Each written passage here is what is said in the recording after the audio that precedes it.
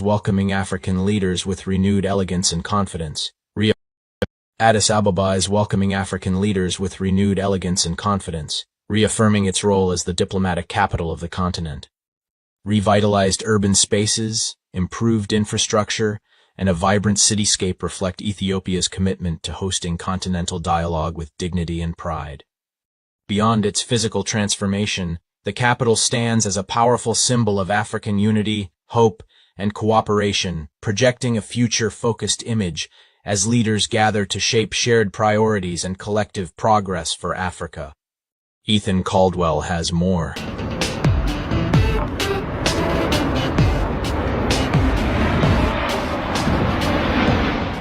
Addis Ababa is shining with renewed beauty and confidence, welcoming African leaders with dignity and grandeur as it reinforces its status as the political and diplomatic heart of the continent.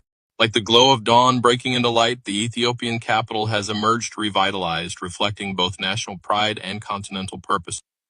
The city's transformed appearance is more than an aesthetic statement. It is a powerful symbol of Addis Ababa's enduring role as a hub of African diplomacy, unity, and collective aspiration. We have seen the development that has been happening in Addis Ababa, and I would like to also take some of the things that we've learned from here back to my city. Okay. But I would like to say congratulations to the mayor and her people, the management, for developing the city so fast. Because in the last 4 years, I've seen a lot of development. They're planting trees, they've got child-friendly areas, they've developed a very good revenue system. I can see a lot of building, and we were told most of these buildings are privately owned by Ethiopians, so it's a very good thing. As the seat of the African Union and host to numerous international organizations, embassies, and multilateral institutions, Addis Ababa continues to serve as a central meeting point for dialogue, cooperation, and decision-making that shape Africa's future. Recent urban renewal efforts have enhanced the city's infrastructure, public spaces, and overall livability. Modern roads, green corridors, improved public facilities, and restored landmarks now complement Addis Ababa's historical and cultural heritage. These developments are designed to ensure the city meets the expectations of a growing diplomatic community while improving quality of life for residents. Officials say the city's transformation reflects Ethiopia's broader commitment to positioning Addis Ababa as a world-class diplomatic capital that represents not only the nation but the collective identity of Africa. The capital's welcoming atmosphere and renewed elegance are intended to create an environment conducive to constructive engagement among African leaders and international partners. Addis Ababa's role extends beyond hosting summits and high-level meetings. It stands as a symbol of African independence, solidarity, and hope, having been chosen decades ago as the home of the Organization of African Unity, now the African Union. That legacy continues to guide its mission today. As African leaders gather in the city, Addis Ababa presents itself with confidence, inviting dialogue, fostering unity, and projecting optimism. Through its evolving skyline and enduring diplomatic significance, the city embodies Africa's shared aspirations for peace, cooperation, and a brighter future. In renewed beauty and purpose, Addis Ababa once again invites the continent to reflect, unite, and look forward together.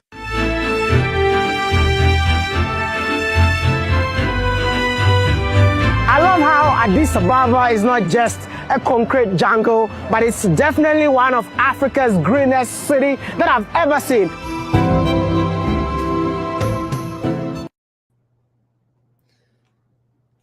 እንዴት አደራችሁ እንዴት ዋላችሁ እንዴት አረፈዳችሁ እንዴት ከረማችሁ እንግዲህ ትንሽ ዛሬ ኢንትሮ አላረኩኝም ዝም ብሎ አንዳንድ ሰዎች በጣም ስለ አዲስ አበባ ሲቃዩ ሰማዋቸውና ስለ ኢትዮጵያ በጣም ሲያወሩ ሰማዋቸውና አላወቋትም እነዚህ ሰዎች በማያውቁት ነገር ነው የሚለፈልፉት ብዬ እስኪ ትንሽ ዛሬ ሙዚቃው ይቅር እስኪ ዳሳያችሁ አዲስ አበባ ቢሉ ግን እኔ ከማሳያችሁ ወይ ዶክመንተሪ እንደዚህ የለቀቁ ቦታው ላይ የቆም ከማሳያችሁ ለምን አትገቡ ግቡና አይታችሁ ብትናገሩ አይሻልም አለዚያ የሻቢያና የጁንታ ትግል ይሆንባቸዋል ገብታችኋል ስለዚህ ነው ትንሽ ዛሬ ሞቅ አድርጌ ወደ እዚህ የመጣሁት ማይክ አልተሰካም ለካ ኦኬ እሺ ሶሪ አንድ ጊዜ ቆዩኝ ማይክ 321 ሙከራ ይሰማል አሁን አሁን ኦኬ ነው። 3-2-1 ማይክ ሞከራ ይሰማችኋል እርግጠኛ ነኝ። ኦኬ እሺ እንግዲህ አዲስ አበባችን ትመስላለች ላላወቃችኋት ኢትዮጵያ ምድር ላላችሁት በሙሉ ኢትዮጵያችን ነው የምትመስለው። ስለፈልጋላችሁ እንድጠፋ ብዙ ነገር ትመኛላችሁ፣ ትቀጠራላችሁ፣ ብዙ ነገር ትላላችሁ፣ ግን አይሆንም። በቃ ኢትዮጵያ ሄደች። በቃ ማንም ላያቆማት የሚችል ሁኔታ ሄደች። ምናልባት ወደፊት የነገርኳችሁ ከዚህ የቀደምኳችሁ የምድር ገነት ሆና የዓለም ሕዝብ ለምኖ የሚገባባት ሀገር ትሆናለች አልኳችሁ። ኦልሞስት ምልክቱ እየታየ ነው ያለው። ብዛት የዓለም ሕዝቦች እየገቡ ነው ያሉት። ይህንን እኔ ከማውራ ሄዳችሁ ማየት ይሻላችኋል። የሚሻለው ይመስለኝ። እስኪ አሁን ወደ ገደለው እንግባ። የኛ ነገር አያልቅ። ዛሬ ደግሞ ትንሽ በሁለት ነገሮች ላይ ልምጣ። መጀመሪያ አንድ ሰሞኑን የማየው ፖለቲካ አለ። ምንድን ነው? ለየት ያለ ፖለቲካ ነው ሰሞኑን የማየው። ምንድን የሚለው እየሞከርኩ ነው የሚል አንድ ፖለቲካ ሻሻ መጣቸዋል። እየሞከርኩ ነው ሚዲያ ሁሉ ስገባ እየሞከርኩ ነው፣ ቤት ኪራይ እየሞከርኩ ነው፣ ምግብ ለመብላት እየሞከርኩ ነው፣ ለመስራት እየሞከርኩ ነው እና በጣም የሚገርም ፖለቲካ ነው። አንድ ተዋናይ ነው የሰራው። በቤት ኪራይ ሰበብ አሳቦ አንድ ድራማ ሰርቷል። ያው ውስጠ ወይራ የሚባል ነገር የለም። እንደዛ ነው ፖለቲካ ነው ያለው። ይሄ ከህዝባዊ አመፅ ጋር የሚመሳሰል ነው። አሁን የጽንፈኛው ፖለቲካዎች የሚተማመኑት እንደዚህ ነው። እንደዚህ ህዝቡ በመቀስቀስ ህዝቡን በማስመረር ህዝቡ እንደዚህ አይነት አጀንዳ በመስጠት ለህዝባዊ እምቢተኝነት አዘጋጅ የሚል ነው። ሌላ ነገር ምንም የለው። አቅም ካልፈቀደም በቃ ከአቅም ውጭ ለምን ትከራያለህ? ምግብ ኪሱን አይተህ ነው ዋብሸ በሌ ሆቴል ምግብ የምትበላው ወይ ሸራተን ገብተህ የምትበላው። አለበለዚያ ቀለማ ምግብ ቤት አለ ለጋር ወይ ደግሞ እዛ ደግሞ በየአይነቷ ምናት ጎጆ ምናምን ይባል ሄደህ ነው የምትበላው። በአቅም በኪስ ነው የምትበላው። በዚህ አጋጣሚ ላይ ውጭም ልትበላ ትችላለህ። ውጭም አለ ይሸጣል፣ በቆሎ ይሸጣል፣ ባስቲ ይሸጣል፣ መኮሮኒ ይሸጣል። እንደ አቅምህ ነው የምትሆነው እንጂ ከአቅምህ ውጭ ተንፈራግጠህ ሄደህ ተከራዩ እኮ እኔ አንድ ሴትዮ አውቃለሁ። ሙሉ ቤታቸውን በሙሉ ሳሎናቸውን 3 መኝታ ቤታቸውን በሙሉ አልተከራይተው እሳቸው ሰርቪስ ይቀመጣሉ። ሳሎን ቤት ውስጥ እኮ መንደላቀቅ አቅቷቸዋል። መኖር ስላለባቸው ስለፈለጉ ነው።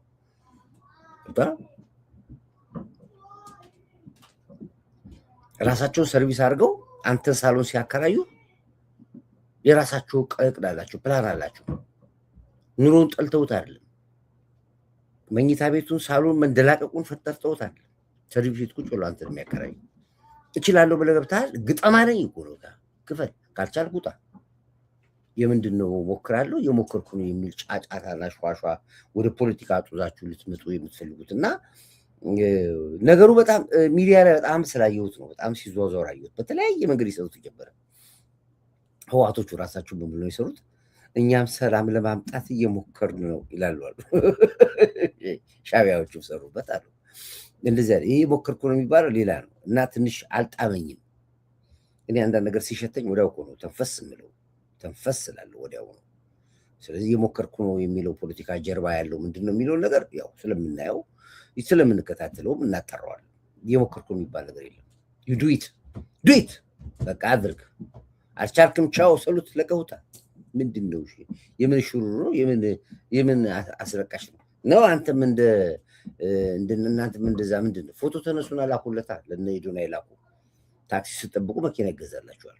ወረፋ ትይዛለህ። እዛ ቆመ ፎቶ ትነሳለህ፣ ትላካለህ፣ መኪና ይገዛላል። እንደነሱ ራፌል አላያችሁ? እንደሱ ትስሩ ወይ? ይህም አንድ እንጀራ ነው።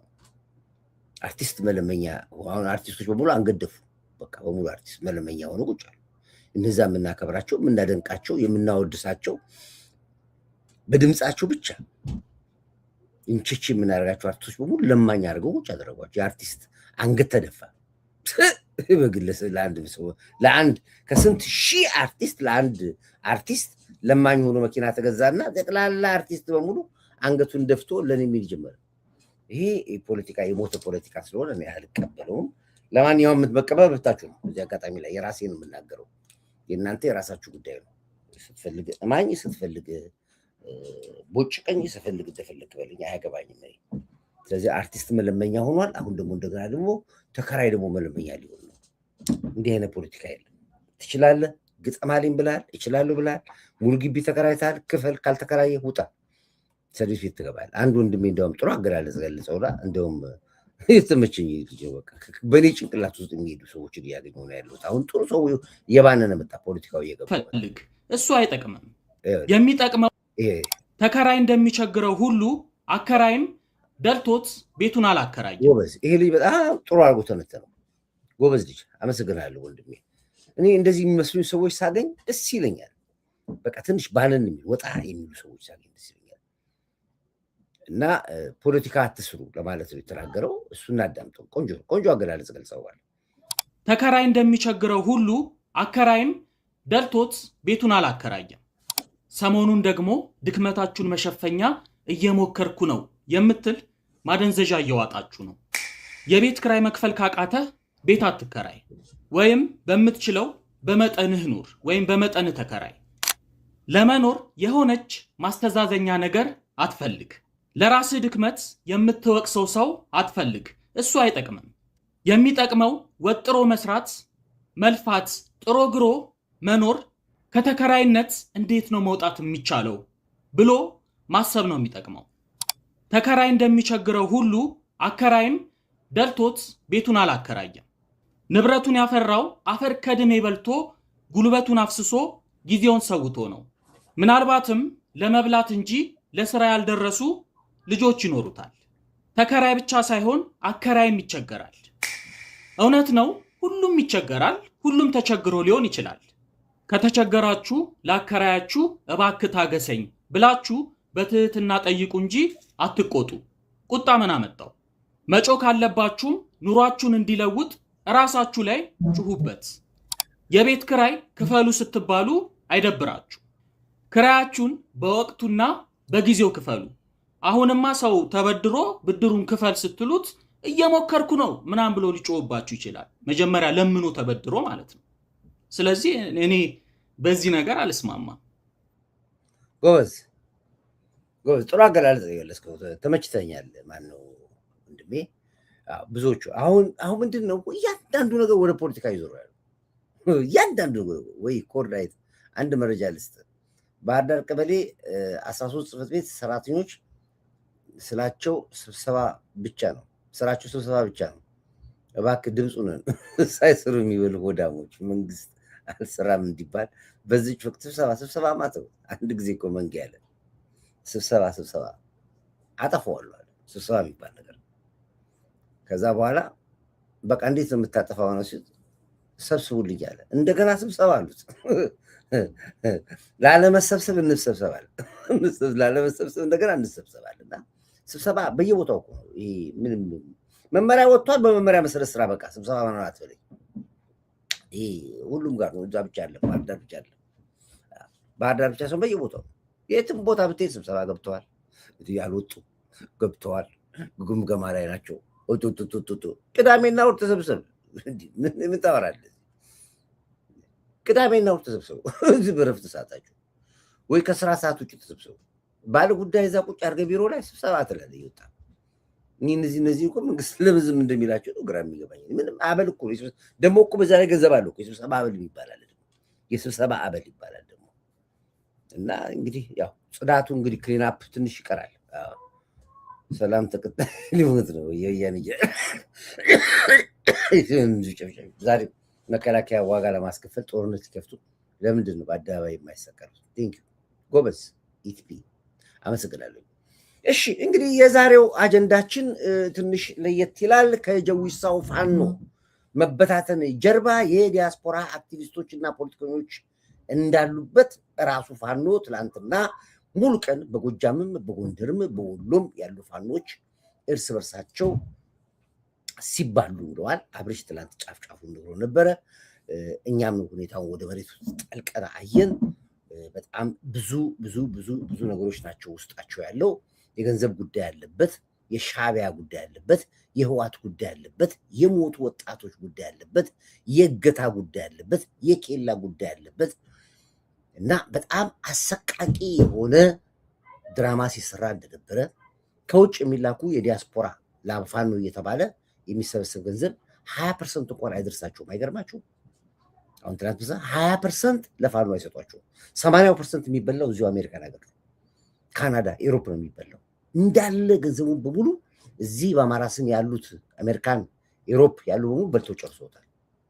የተሰበሰበው ገንዘብ ሌላ ነው፣ እዛ የደረሰው ገንዘብ ሌላ ነው።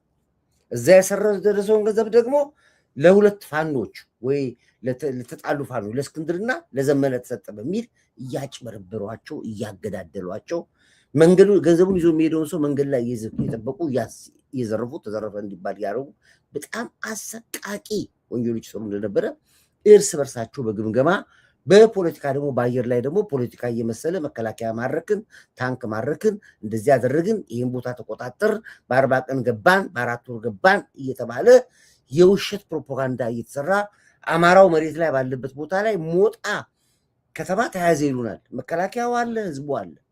ውሸት እየወጡ እያወሩ የእኛንም ተስፋ አስቆረጡን። አማራውም ራሱ እንዴት የምናውቀውን ውሸት ይዋሹናል እያለ ስነ ልቦና ጦርነት ተካሄደበት። ስለዚህ ለፋኖ ትግል ለጀዊሳው ትግል መጥቀቅና በበተን ትልቁ ተጠያቂው የውጭ ያለ ዲያስፖራ ነው በሚል ከፍተኛ የሆነ በጎንደርና በጎጃም ላይ እስከ ጥይት መማዘዝ ድረስ የደረሰ ስብሰባ ነበር ትላንት ያደረጉት። በአብዛኛው ኃይሎች ተበትነው በአንድ ክንፍ በኩል ቀጣ ሄደው ለመንግስት እጃቸውን ከነሙሉ ትጥቃቸው ሰጥተዋል። አንዱ ክንፍ መውጣት አቁቶት አትወጣም በሚል እየተለባለበ ነው። ሌሊቱ ሙሉ ያለው ሰንጥቆ ይወጣል፣ ቆርጦ ይወጣል። የምታውቀው ነገር የለም። ዞሮ ዞሮ ግን ያው ፍልሚያው እዛው እርስ በርስ ቀጥለዋል ማለት ነው። ታዲያ አንድ ሰሞን ማነው እነ ወይዘሮ ሀብታሙና አበራ ጆሮ ተናግረው ነበር። ይህን ነገር የወሬ ቋቶች ኬት እንደሚሰበስቡ ማናውቀውን ውሸት እያወሩ ብሎ ጆሮ ተነስቶ ተናግሮ ነበር። ታስታውሱ ከሆነ አበራ ጆሮ ከወይዘሮ ሀብታሙ ጋር። ምክንያቱም እነ መሳይ በጣም ከፍተኛ ፕሮፓጋንዳ መሳይ አንድ ትላንት ኢንተርቪው ሰጥቶ ነበር። እኔ ስለ አማራ ትግል ምን አገባኛለ? እኔ እኮ ላይ ታነኛለ መሳይ እኮ ያስቀኛል። ምን አግብቶኝ ገባ ነው አማራ ትግል ውስጥ? እኔ ወላይታ ነኝ አለ፣ ደቡብ ነኝ አለ። ምን ታዲያ ስለ ስራ ነው የገባው እንዴ? እኔ አሁን ስነግርህ ጊዜ ነው እንዴ ደንግጠህ እንደዚህ ነኝ የምትለኝ? ነኝ የነገርኩህ። እኔ ስነግርህ ባነንክና እኔ ምን አገባኝ አልክ እንዴ? ድሮስ ምን አገባ? አማራ ያስጨፈጨፍከው አንተ ነህ ከወላይታ መተህ እንጂ አማራ ብልህ ነው። ዛፍ ስር ቁጭ ብሎ የሚነጋገር ህዝብ ነው፣ የሚታረቅ ህዝብ። ገዳይና ሟች እኮ ዛፍ ላይ ቁጭ ብሎ የሚታረቅ ህዝብ ነው አማራ ህዝብ እኮ። አንተ ባትገባ ኖሮ አይጨራረስም ነበር። እኛ ባናድ ኖሮ እኮ ጎንደርና ጎጃም የሚባል ህዝብ እኮ አይኖር ነበር። አጨፋጭፋችሁ ነበር፣ ገላችሁት ነበር። አባነኑ ነው እኛ ከውስጥም እየሰራን ከላይም እየሰራን እንጂ አይሆንም ነበር። ታዲያ ጆሮ ምን አለ? ተናገራቸው። እነ መሳይን እነ ግልብጥ ሚዲያ እነዚህ ዘውዱ ሾማ ይባሉ የሉም እነዚህ ኮልኮሎቹ ተናገራቸው። አንድ ቀን ወጥቶ አስታውሳለሁ። ትግል እየታገሉ የሚመስላቸው አሉ። እዚህ ውጭ አሜሪካንና እንግሊዝ አምስተርዳም ምናምን ተቀምጠው ትግል የታገሉ ይመስላቸዋል። እሱ ራሱ እኮ አንዱ ቀዳዳ እኮ ነው።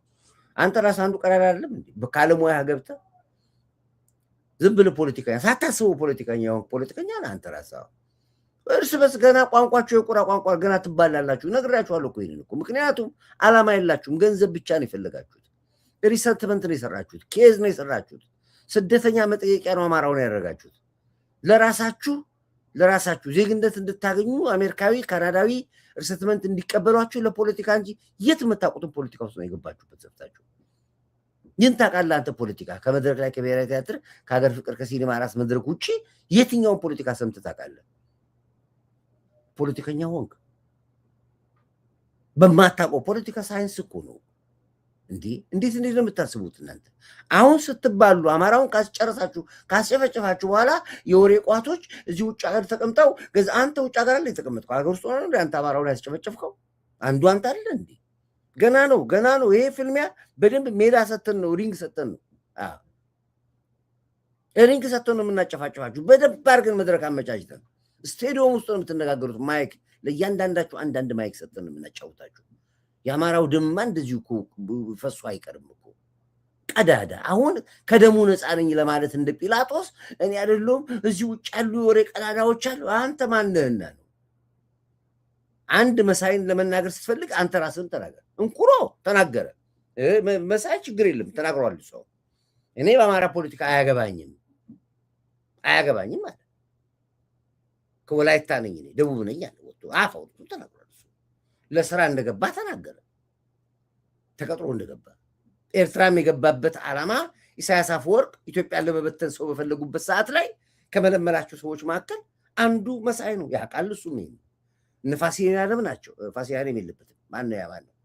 ማነው ፋሲል አዎ ፋሲል ናቸው። እነ አንዳርጋቸው ጽጌ ናቸው። እነ ነአምን ዘለቀ ናቸው።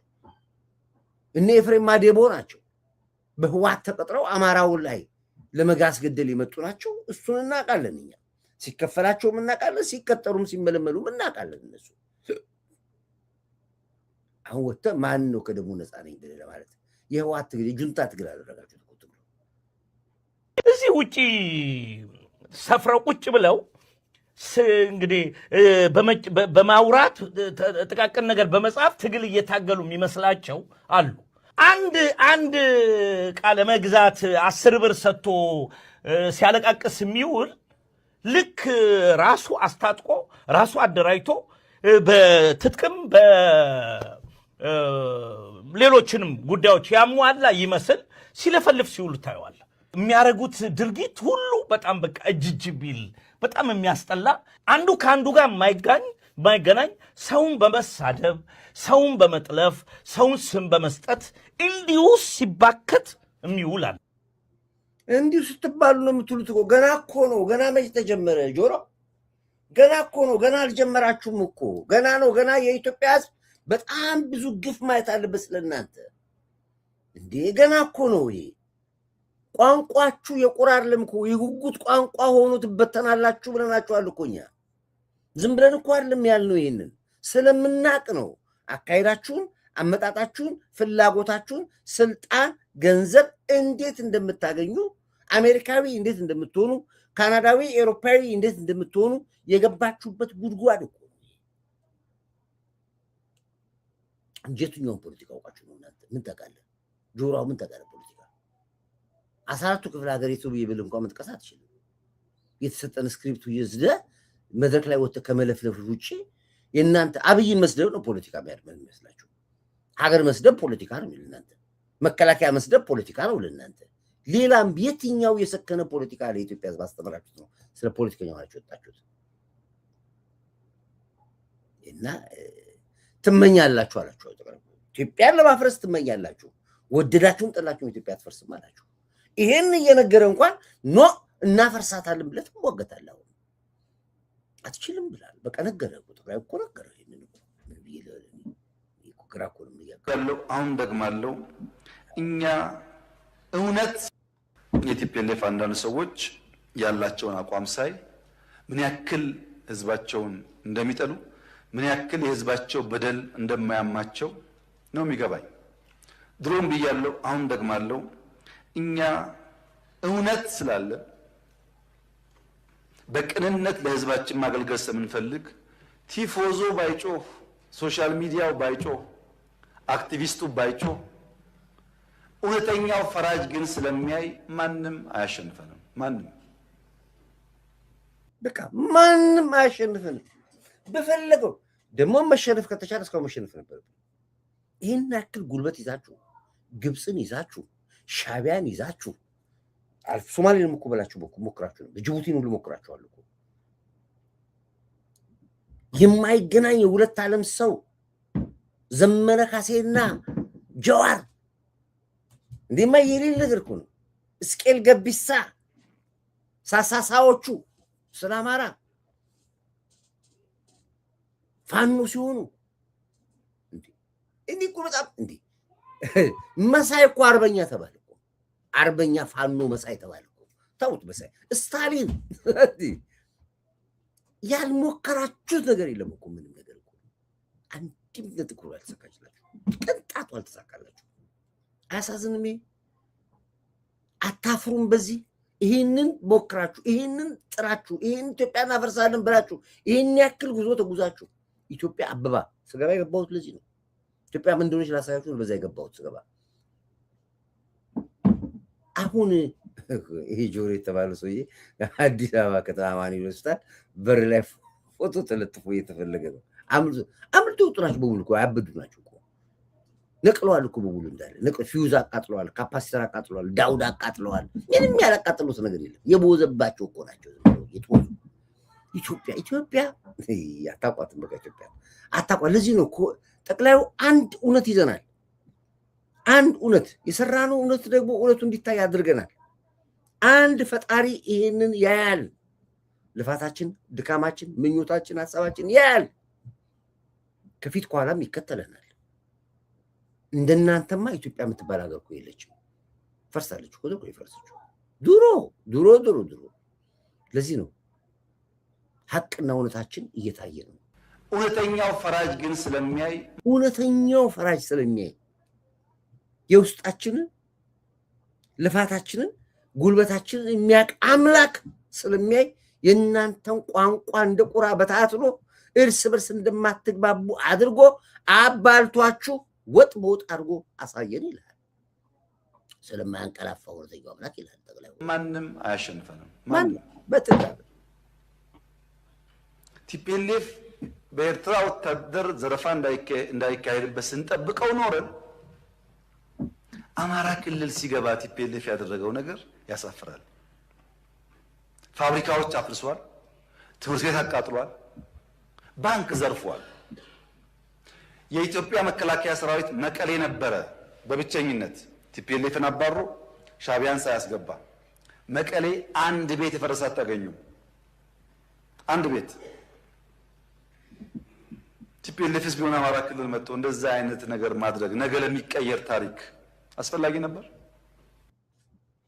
እኔ አንድ ነገር ላውራ አብቹ የሚገርማችሁ ነገር ካለኝ ላሳያችሁ። እንደው ለእናንተ ይቅርታ አድርጉልኝ። ይቅርታ አንድ ጊዜ ከመጣልኝ እሱን አሳያችኋለሁ። እዚህ ነው መሰለኝ የላኩት መሰለኝ። ካለ ላሳያችሁ፣ እንደው ጉድ እንድታዘቡ ነው። በዚህ አጋጣሚ ላይ እሱን ማመጣላችሁ በእርግጠኝነት ይወረኛል ብዬ አስባለሁ። አውርጄው ነበር ባለፈው። አዎ አገኘሁት። ወታደር ነው ትግራይን ቆዩ። መጀመሪያ ከዚህ ልጀምርላችሁ። ግሜ ኢትዮጵያ የትግራይ ህዝብ ወይ ከዛ እኚህ ሰውዬ ዝም ብዬ አላመጣሁላችሁ። ህወሓት ሲፈጠር ኢትዮጵያዊ ነኝ ብሎ አያምንም። ሲፈጠር ራሱ በተፈጥሮ ብቻ አለ ፖሊሲውም አያዝም። ማኒፌስቶ የሚባል ነገር አለ። ማኒፌስቶቹን ብታየው በምንም ተአምር ህወሓት ኢትዮጵያዊ ሆኖ መቀጠል አይፈልግም። በስብሰባም በውሳኔም ሀገረ ትግራይ የምትል ካርታቸውን ብታዩ መለስ ዜናዊ ሰንጣጦ የሰጠን ካርታ ብታዩት ባለፈው ሰራበት ነበር። በጣም አንድ ሰሞን ተናድጄ ሲካላ አሁንም ከፋይል አውጥቼ አሳያችኋለሁ። ኢትዮጵያ የምትባል ሀገር በትኗታል። የዘር ፖለቲካ፣ የሃይማኖት ፖለቲካ፣ በምን ፖለቲካ የ100 ዓመት የቤት ስራ ስጠው ብሎ ያለው ኢሳያስ አፈወርቅ ነው። ለ100 ዓመት እንዳይግባቡ አድርጋቸው ከዛ በኋላ እነሱን ከበተንክ በኋላ ሲንጋፖር የሆነች ሀገረ ትግራይን ትገነባለህ። ስትገነባ እችን መሬት አለም ይዘም ትገነባው ሀልዋ ምላሽ ብለህ ነው የምትገነባው። ሀልዋ ምላሽ ደግሞ ህዳሴ ግድቡን ያጠቃልላል። እዛ ውስጥ ቤንሻንጉልን ያጠቃልላል። ወልቃይት፣ ራያ፣ የአማራ ግዛት፣ ቤጌምድር የተባሉ ግማሹን ትቆርጠዋለህ። ካርታው ይሄ ነው ብሎ የሰጠው ኢሳያስ አፈወርቅ ነው። ህወሓት አሁን ድረስ ውስጡ ያለው ሀገረ ትግራይ የምትባል ነው ያለው። በፍጹም ኢትዮጵያዊ ሆኖ መቀጠል አይፈልጉም። ባለፈው በነበረው ጦርነት እኛ አባት ሻቢያ መጥቶ የትግራይን ህዝብ ሲጨፈጭፍ ያውቁ ነበር። ወጥቶ የሚናገሩ ነበር። እኛ አባት ሻቢያ መጥቶ ትምህርት ቤቱን ሲያፈርስ፣ አዲግራት መድኃኒት ፋብሪካን ሲያፈርስ፣ አልመዳ ጨርቃጨርቅ ፋብሪካ ማሽኑን ገንጣጥሎ ሲወስድ፣ ኢንዱስትሪውን ሲያወድመው፣ ትግራይን እበቀላለሁ ብሎ ሲበቀለው ያውቃሉ። እኚህ አባት ነው የሚያውቁት። ያንን አንደበታቸውን አባት አይደሉም የሚነግሩት፣ ታጋዮች ናቸው። እነዚህ ሰላዮች ናቸው። የሃይማኖት አባት የላቸውም። በሙሉ ሰላይ ናቸው። ሚሽን ተቀብለው ነው የወጡት። እንዴት እንደወጡ እኔ መጀመሪያ ሰርችበታለሁ። ታስታውሱ ከሆነ ከአቶ ሀጎስ ጋር ሆኜ አሜሪካን ሀገር ካሉ አቶ አጎስ ታውቋቸዋለች። ከሳቸው ቆይ የሰራበት ነበር። በሳቸው ላይ አብረው ነበር የሚኖሩት ከአቶ አጎስ ጋር ዲሲ ነበር የሚኖሩት። ነፍተው ነው ገንዘብ ይወጡት። ወደ ስንት ነው? ወደ 150 ምናምን ሺህ ዶላር ነፍተው ነው የወጡት ሲወጡ ከዲሲ። አሜሪካ መንግስት የተወሰነ ጊዜ አስተዋቸው ነበረ። ከዛ በኋላ በገንዘቡ የት እንደበተኑት አይታወቅም። እንደውም ይሄን ከማሳየት በፊት የኤርትራን ግፍ ትላንት ጠቅላይ ሚኒስትር ዶክተር አብይ ያወራውን ግፍ እኚህ ሰው እየተናገሩታል። አብይ ምን አለ? እኛ እየወጣን እነሱ የትግራይን ህዝብ ይዘርፉ ነበር። እኛ እየወጣን እንደዚህ አድርጉ ነበር። ቀይ በሆነ የተደረገው ዝም ብለህ ጠጣ። አዎ ቀይ በሆነ ያደረጉት ዝም ብለህ ጠጣ። አንድ ከጻፉ ትባረራለህ፣ ትወጣለህ። ዛሬ እንኳን ስንቱን አባረርኳቸው። እንደ ሜሴንጀር ላይ ፈልተው ነበር። ይገርማቸዋል። አባረርኳቸው ነገሩ እና ቆይ ከዚህ በፊት ይሄኛውን ላሰማችሁ። ቆይ እንደውም ይሄ ይቆይ ይሄኛው ይሄን ነው ተጀመረ። ደግሞ ብያለሁ ደጋግሜ ኢትዮጵያ የሚለውን ከአንደበትህ ትፋው። ወይ ፋል በመረጃ በማስረጃ ይሄው ኤርትራ ወታደር ነው። ይሄው ትግራይን ያጠፋት የኤርትራ ወታደር ነው። ገብቶ የዘረፈን፣ የጨፈጨፈን፣ የዘረፈን፣ የገደለን ልጆቻችን ወቶቻችን ሬፕ ያደረገው ሻዕቢያ ነው ሲሉ ይሄው። ከዛ ወደዛ ያመጣበታል። መጀመሪያችን እናዳምጣት። ቆይ ሂዱ፣ ቀጥሉ፣ ሂዱ፣ ይቀጥሉ። ቆይ ሂዱ። ኤርትራ ወታደር ነው ትግራይን እያጠፋ ያለ በመረጃ በማስረጃ የተያዘ ጉዳይ ነው። አብያተ ክርስቲያናትን እያጠፋ ያለ የኤርትራ ወታደር ነው። ህዝባችንን እየገደለ ያለ የኤርትራ ወታደር ነው። እህቶቻችንን አህዛብ በሆነ የማያደርጉት እያራከሰ ያለ አብዛኛው የኤርትራ ወታደር ነው። የትግራይን ንብረት በሙሉ ያወደመ የኤርትራ ወታደር ነው። ሀብቱን የትግራይን ሀብት በሙሉ ጭኖ የወሰደ የኤርትራ ወታደር ነው። ንብረት ያለ ኤርትራ ነው። አብዛኛው ንብረቶች የሄዱት የተጫኑት ወደ ኤርትራ ነው። የኤርትራ ጦር ከኋላ ኋላ። እሺ ይሄ እንግዲህ እኛ አባት ሲናገሩ ሰምታችኋል። ጠቅላላ ንብረታችን የተሰሩ ኤርትራ ነው። ከኋላ እየጨፈጨፈን እየገደልን እየዘረፈን ኤርትራ ነው። እኛ አባት ናቸው የተናገሩት። ትናንት ጠቅላይ ሚኒስትር ዶክተር አብይ ፓርላማ ላይ የተናገሩ ይሄንን ነው። በፊት አልተናገሩም። ለምን? ለምጣዷ ስትል አይጧ አትለፍ። ግድ የለም ጠላት አናብዛ፣ እንደገና ሌላ ጦርነት አንፍጠር፣ እንደገና የትግራይ ህዝብ ዳግም ከኤርትራ ጋር ጦርነት ውስጥ አንክተተው፣ ዝም እንበል ብሎ የተቀመጠው ሚስጥር ትናንት ዘረግፈው። ትናንት ሲዘረግፈው ህዋቶች በሙሉ አበዱ። ህዋቶች እንዳል ሚዲያቸውን ተመልከቱት። እንዲህ ብሎ ይላል፣ ከኤርትራ ጋር ያጣላል፣ ኤርትራ እንደዚህ ብሎ አለ፣ ኤርትራ እንዴ! እኔ እኮ አይደለሁም ያልኩት፣ አብይ እኮ አይደለም የተናገረው። የራሳችሁ የትግራይ ፓትሪያርክ ሰረቀ ብርሃን ወጥቶ እኮ ነው የንግብ የተናገረው። እንዴ ኤችአይቪ የበከለ የሻዕቢያ ኢሳያስ እያልኩ እኔ ብዙ ነገር አለ እኮ የተናገሩት። አሁን ማውራት ስለማልፈልግ ነው። እንዴ ይሄን በደንብ አዳምጡት። ከአብይ በፊት እሳቸው በደንብ ስሙት፣ በደንብ አድርጋችሁ ስሙት። እንዴት አድርገው እንደዘረፏቸው፣ እንዴት ማሸራቸው እንደነቀሉባቸው ስለ ሻዕቢያ ያወሩትን አዳምጡ ራሳቸው። ቤት በኩል ነው አሁን ሁለቱ ሻዕቢያና ህወሓት አብሮ ሊሆን የሚችለው። ጭቅላትን አሰርተሃል። በፋኖ ተማምኖ፣ በጀዊሳው ተማምኖ ጀዊሳው ይዞን ይገባናል ብለው ኤርትራ ወታደር ነው ትግራይን እያጠፋ ያለ በመረጃ በማስረጃ የተያዘ ጉዳይ ነው። አብያተ ክርስቲያናትን እያጠፋ ያለ የኤርትራ ወታደር ነው። ህዝባችንን እየገደለ ያለ የኤርትራ ወታደር ነው። እህቶቻችንን አህዛብ በሆነ የማያደርጉት እያራከሰ ያለ አብዛኛው የኤርትራ ወታደር ነው። የትግራይን ንብረት በሙሉ ያወደመ የኤርትራ ወታደር ነው።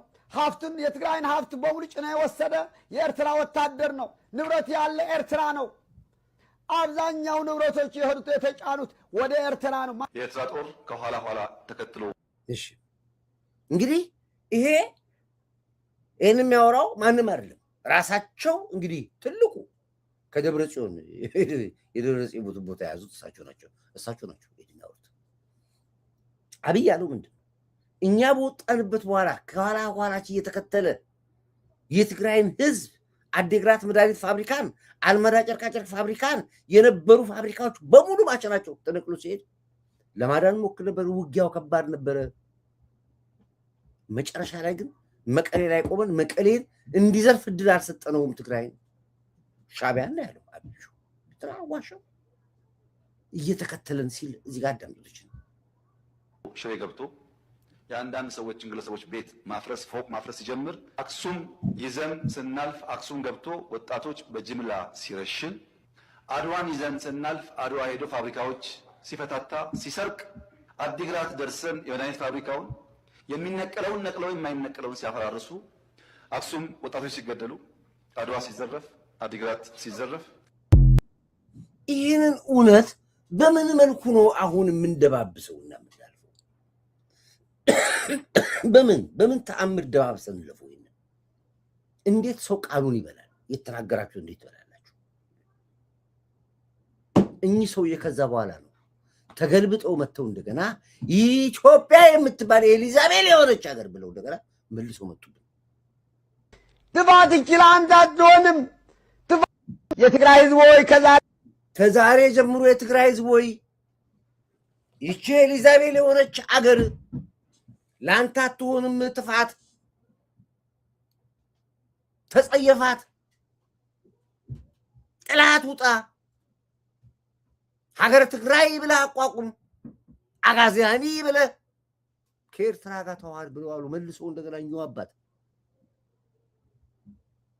እስከዛሬ ዝም ያለው እኮ ነገር እንዳይባባስ ነው። ምክንያቱም ኃላፊነት ስላለበት። አሁን ግን እነሱ ይሄንን ረስተው ከሻዕቢያ ጋር ሆነው የኢትዮጵያን ጠላት አድርገው የሚወጉን ከሆነ ይህን ሚስጥርና ገበናቸውን ለዓለም ነው የምናወጣው፣ ለህዝብ ለዓለም ነው የምናወጣው። የ100 ዓመት የቤት ስራ የኢሳያስ አፈወርቅና የመለስን ገበና በማስረጃ እናወጣዋለን። ኢትዮጵያ እንዲያውቀው እኛ ጄኔሬሽኑ ግን ማወቅ አለበት። ጠላቱ አይፈልጉም። ህወሓት ኢትዮጵያ የሆነው አይሞራ አይፈልግም። ሀገረ ትግራይ ሲንጋፖር የሆነች ሀገር ብሎ መኖር የሚፈልጉት ብለን ረጅም ጊዜ ስንታገል የነበረው እውነት ነው። ትግራዋይ የሆንክ በሙሉ ኢትዮጵያዊ ነኝ ካልክ የተረገምክ ነህ ይለዋል። እኛው አባት የተረገምክ ነህ። ያው አዳምጥ ኮላይት ማስረጃ ሳይዝ ነው ያለው። የትግራይ ህዝብ ሆይ ከዛሬ ጀምሮ ብያለሁ ደጋግሜ ኢትዮጵያ የሚለውን ከአንደበትህ ትፋው። ጥፋት እቺ ለአንተ አትሆንም። ጥፋት እቺ ኤልዛቤል ናት። ኢትዮጵያ የምትባለው ለትግራይ ህዝብ ኤልዛቤል ናት። እቺ ኤልዛቤል ናት። እቺ ኤልዛቤል አብይ ማነው አልኳቸው? አክዓብ አብይ የሚመራት የአክዓብ አብይ ሚስት የሆነችው ኢትዮጵያ ላንተ ኤልዛቤል ናት። ጥፋት እርገማት ወደኋላ እንዳትል። ከእንግዲህ ወዲህ ኢትዮጵያዊ ነኝ የሚል ትግራይ ካለ እሱ ራሱ የተረገመ የኤልዛቤል መንፈስ ያለበት ነው። ኖሞር ኢትዮጵያዊነት። በድፍረት ነግራቸዋለሁ። ኖሞር ኢትዮጵያዊነት። አንተ የጥንት ክብርህ ማይ ቀድሞም የትግራይ ህዝብ ኢትዮጵያ የሚለው ስም ኋላ ያተለጠፈ እንጂ አክሱማዊ፣ አጋዚያናዊ፣ ሳባዊ ነህ አንተ። ከመቼ ጀምሮስ ይህንን ስሞች ስላንተ ነበር? ኢትዮጵያውያን መቼ ነበሩ? ወላጆቻችን አክሱማውያን ግን ይገዙት ነበረ። ወላጆቻችን ኢትዮጵያውያን ግን እስከ መረወ ይገዙት ነበረ። ያንን ሊያስማማን ይችላል። አሁን ግን ነሞር ከልብ ነው የምነግርህ። እቺ ኤልዛቤል ከኤልዛቤል ኢትዮጵያ ልትወጣ ይገባል። እንዲህ ብሎ ነው የሚያስተምሩት። አትናገሩ ትሉናላችሁ፣ ዝም በሉ ትሉናላችሁ። ግን የተተበተበብን ይሄ ሁሉን ጉድን ተቀመጥ ነው። ይሄን ሁሉ ገበና ተሸክመን የተቀመጥ ነው። ያላዝነው ነገር የለም፣ ያልተሸከምነው ነገር የለም። ስንናገር ግድ የለም ዳይተው ረፍ ትሉኛላችሁ። ቆስቆሶ ደግሞ ሲመጣ ደግሞ ተፉታላችሁ። እኛ ሁልጊዜ የምናገረው ስለ ጦርነት አስከፊነት ነው። ጦርነት የባህል ጨዋታ አይደለም። እናንተ እንደምትሉት ጦርነት እሳት ነው፣ ጥይት እሳት ነው፣ ሰው ይገላል።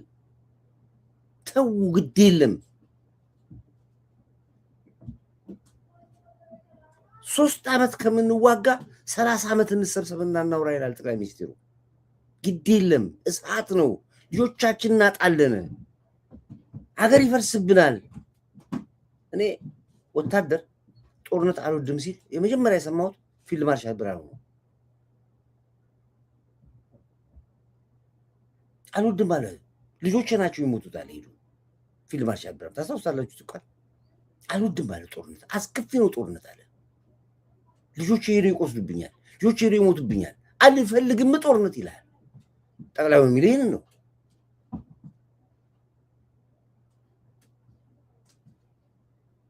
አይደለም እንዋጋለን አማራን አምጥተን እናነክሳለን ዘመነ ካሴ ንጉስ ይሆናል መሪ ወዳጆ ጠቅላይ ሚኒስትር ይሆናል ደብረ ጽዮን የኢትዮጵያ ጠቅላይ ሚኒስትር ይሆናል እንዲህ አይነት ተራ ኢሉዥን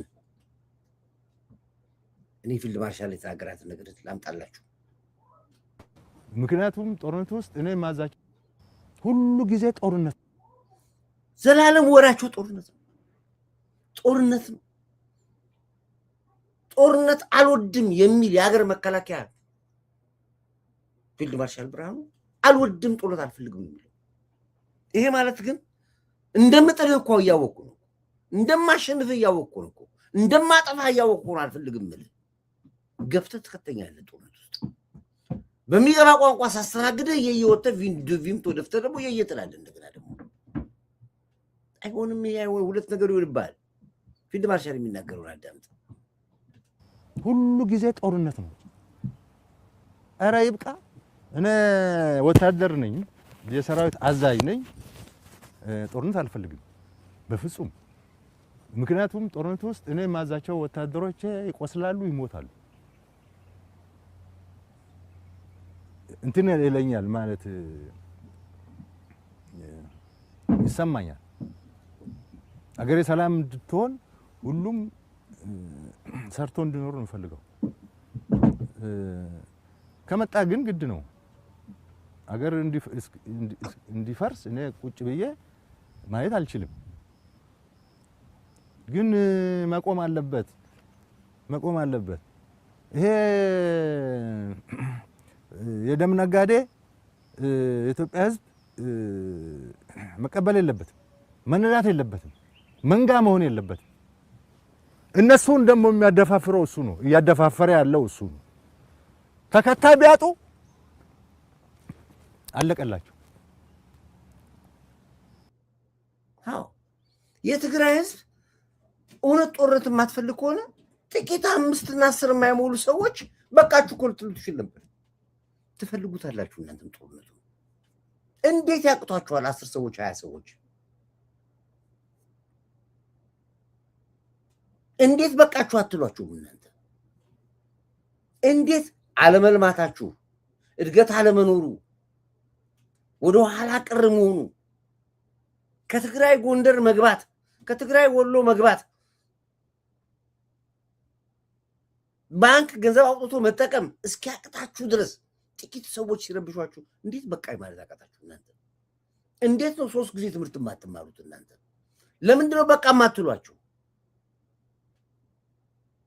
አሁንም እኮ ይሏችኋል እኮ ጥቂት የትግራይ አክቲቪስቶች በቃን የነ ደብረ ጽዮንን የነ ምግበይ የነ አቧቧይ ፖለቲካ በቃን ብለው ሲወጡና አሉላ ሰለሞን ቢወጡ ተነሱባቸው መጥተው ትናንት ጦርነት ኢትዮጵያ ባህላዊ ጨዋታችን ያስተየ ነበር ዛሬ ወጥተን እንደዚህ ጦርነት እስከመጨረሻው እንዋጋለን ማ እነ ማራባዊት አንድ የትግራይ ባለስልጣን ልጅ ጦርነት ላይ አልገባም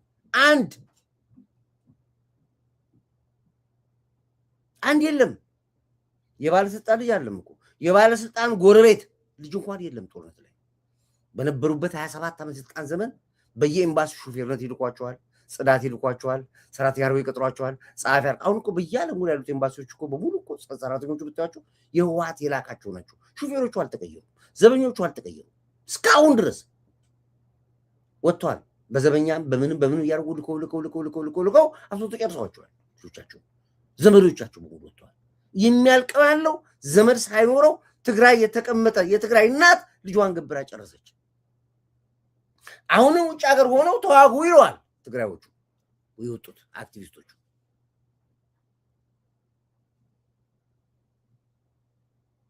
አንድ እንትን አይቺ እርስ በርስ ሲባሉ አየኋቸው። የህዋት ፖለቲከኞች ልክ እንደ ፋኖ እኮ ይባላሉ እነሱ። የህዋቶቹ ይባላሉ ልክ እንደ ጀዊሳው እኮ የሚባሉት እነሱ። አሁን አይታችኋል። መሳይና ሀብታሙ ሊበላሉ ሊገዳደሉ። አበራ ጆሮ ያለውን ሰማችኋል። ጠቅላላ የአማራ አክቲቪስት በሙሉ እየተባላ ነው ያለው። ፖለቲካውኛውም እየተባላ ነው ያለው። አክቲቪስቱም እየተባላ ነው ያለው። መሬት በላይ እየተባሉ ነው ያሉት። አማራው ተውት፣ አማራው እነዚህም እየተባሉ ነው ያሉት። ትግሮቹ ይዋቸው እንዴት እንደሚባባሉ ያቸው። እኛ እንኳን ስለምንም ነገር የማናቅ ወጣትን በተለይ ሰላም ለምን ፈልጋ ለምን ሰላም ነው የምፈልገው? አሉላ ሰለሞን ጨፈጭ ለምን ሰላም እንፈልጋለን? ለምን ትላለህ? እንፈልጋለን። ያቺ ደግሞ የጦዘባት ምናምን ነው አይደረቀ እንዲህ ዝም ብላ ምንም በቃ ፖለቲካ አታውቅ ምን አታውቅ። ሲፈልጉ ያብጠለጥሏታል፣ ሲፈልጉ ያነሷታል፣ ሲፈልጉ ትግርኛ አትችልም መሰለኝ ትግርኛ ያለሽ የሚሏታል። የማያሏት ነገር የለም። በቃ በእልህ ወታ ፖለቲከኛ የሆነች የእልህ ፖለቲከኛ ነች። ደግሞ አሉላ ሰለሞን ነው የሚጨፈጭፈው። ደግሞ እርስ በርስ እየተባሉ ያለው ኦሮሞዎቹም እየተባሉ ነው ያሉት። ኦሮሞዎቹ እየተነካከሱ ያሉት አሁን ጽድቄ ቢሰ ጸጋዬ አራርሳ ሳሳዎቹ ከጀዋር ጋር ጀዋር ከጃልማሩ በሙሉ እየተባሉ ነው ያሉት። በሙሉ በቃ ተበታትኗል እኮ። አሁን ደግሞ እነዚህ እርስ በርስ ጀመረው። ድሮ ፊት ለፊት አይወጡም ነበር፣ ፊት ለፊት ወጡ። ይኸው አሉላ ሰለሞን ጨፈጨፈችው። ሰላም ለምን ፈልጋ አለሌው አሉላ እንኳን ሰላም ነው የምፈልጋለን። ህዝብ በሰላም በነበረበት ጊዜ ጦርነት ባህላዊ ጨዋታችን ነው ብሎ በሚሊዮን የሚቆጠር ህዝብን ያስፈጀው አለሌው አሉላ የሚባል አውላላው ሰለሞን የባህል ስጦት ጨዋታችን ነው ጦርነት ብሎ ህዝብን አስጨርሷል። እኛ እንኳን ስለምንም ነገር የማናቅ ወጣትን በተለያየ ቦታ ስለ ትግራይ ህዝብ ስንሟግት አለሌው አሉላ ጦርነት እኮ የባህል ጨዋታችን ነው ብሏል እያሉ ነበር አፋችን ሊያዘጉር የሚሞክሩት።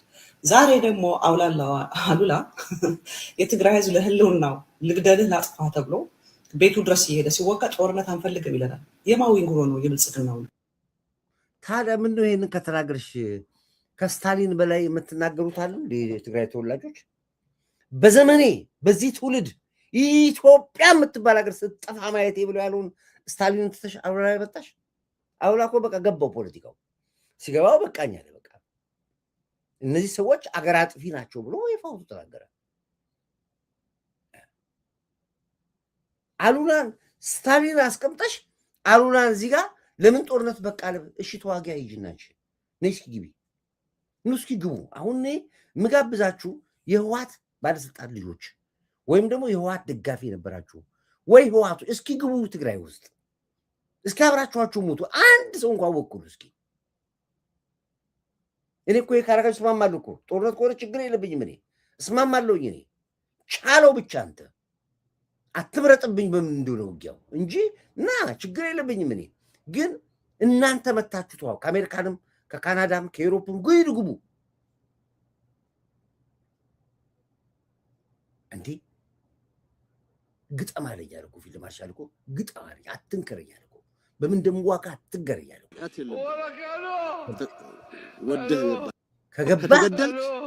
ከገባህና እኔ አልፈልግም ጦርነት ብያለሁ።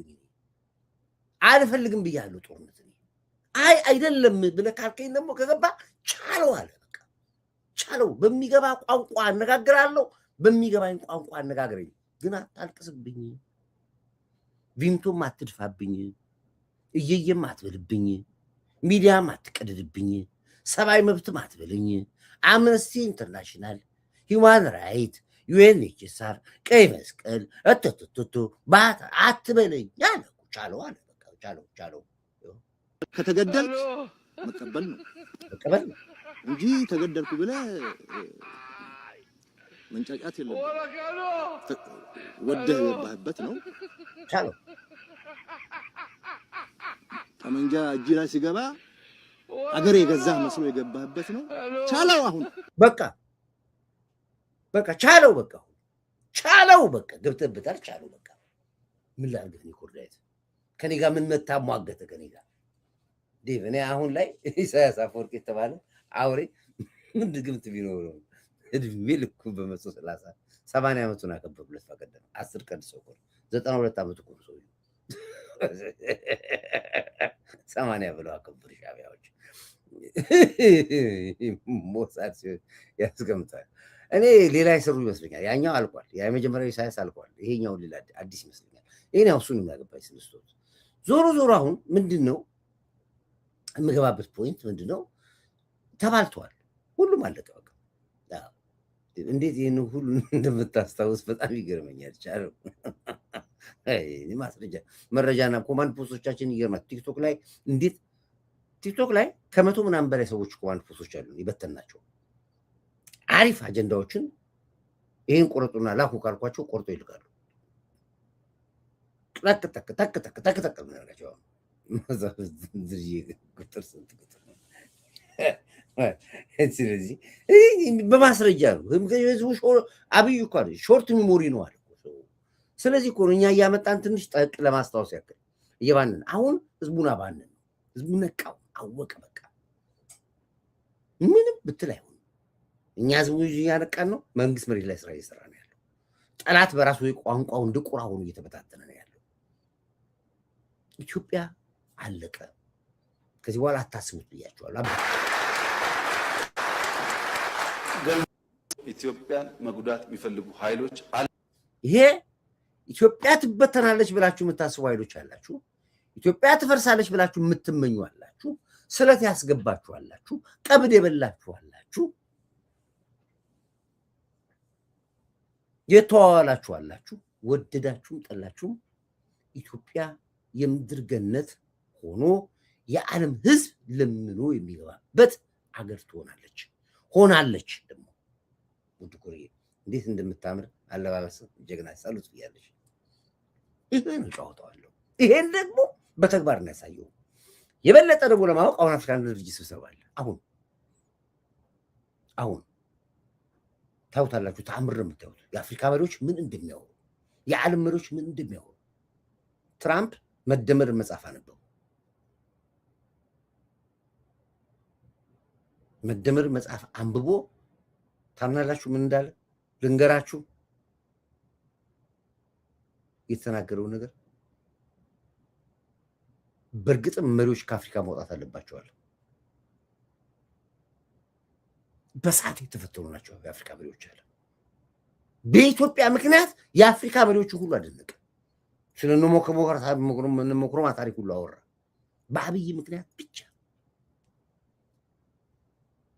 ምክንያቱም እኛ በነጮች አይን ጥቁር ሲባል ያልተማረ የማያውቅ ተደርጎ ነው የሚታወቀው። ለመጀመሪያ ጊዜ የጥቁርን ታላቅነት ያስመሰከረ መሪ ጠቅላይ ሚኒስትር ዶክተር አብይ ነው። የተነገረለት መሪ። ይሄም ነግርህ ለአንተ ላይጥኝ ይችላል። ፕሮፓጋንዳ ብትል ትችላለህ፣ መብት ነው። እኔ አያገባኝም እኮ አይሞቀኝ አይበርደኝ። እኔ ሀቅ ነው ግን የምነግርህ ያለሁት። ተጥደህ ስለ ነንኩሩ ሚዲያ ስለ ግልብጥ ሚዲያ ታዳምጣለህ። የዓለም አቀፍ ሚዲያ አዳምጥ። ዓለም ምን አለ ብል ስለ ኢትዮጵያ። ለዓለም ተስፋ ያላት ሀገር ኢትዮጵያ ነች ተባለች፣ በተፈጥሮም ጭምር አለ። አንድ ትልቅ ሳይንቲስት ምን አለ? ሀገራቶች በሙሉ የራሳቸው ችግር አለባቸው። እንዴት ተፈጥሮ ሁሉ የመረቃት ሀገር ትሆናለች አለ። እውነት ነው። እዚያውን ብትመጣ እኛ ሀገር ብትመጣው ካናዳ ብትመጣ ወይ አሜሪካ ብትሄዳው ገንዘባችን እኮ የሚያልቀው እኮ በመብራት ነው የሚያልቀው። ሂተር ነው ነዳጃችን፣ ሂተር ነው ማሞቂያን ተዘብዝፈን ነው። እጃችን እንዳይበርደን ወርም የሚባል ነገር አለ። ላሳየህ አታውቅም አንተ። ይሄ ታውቃለህ? ይሄ ወርም ይባላል። ይሄ ታይ ወርም ነው። ይሄ ማሞቂያ ነው። ይሄ ይታያል። ይሄን እንዲገስተን የምትሄዱ እንደዚህ ተንቀጥ ሁለት ግራና ቀኝ ይዘህ ብርዱ እንዲያንቀጠቅጣል። መኪና ውስጥ ስትገባ ከውጭ ሆነ መኪናህን አሙቀህ ነው። መስታወቱ በሙሉ በረዶ። አትነዳም። ዝም ብለህ ደግሞ አትነዳም። በረዶ ጠርገህ ነው።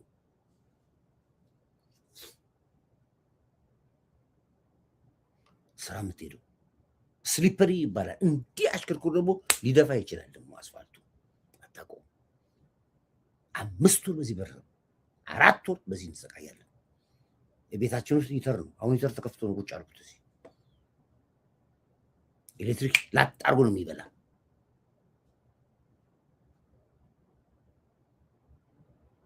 እንደምንም ብለን ደግሞ 4 ወሯን 5 ወሯን በረዶውን ስናልፍ ደግሞ ይመጣል አላ እንደገና ደግሞ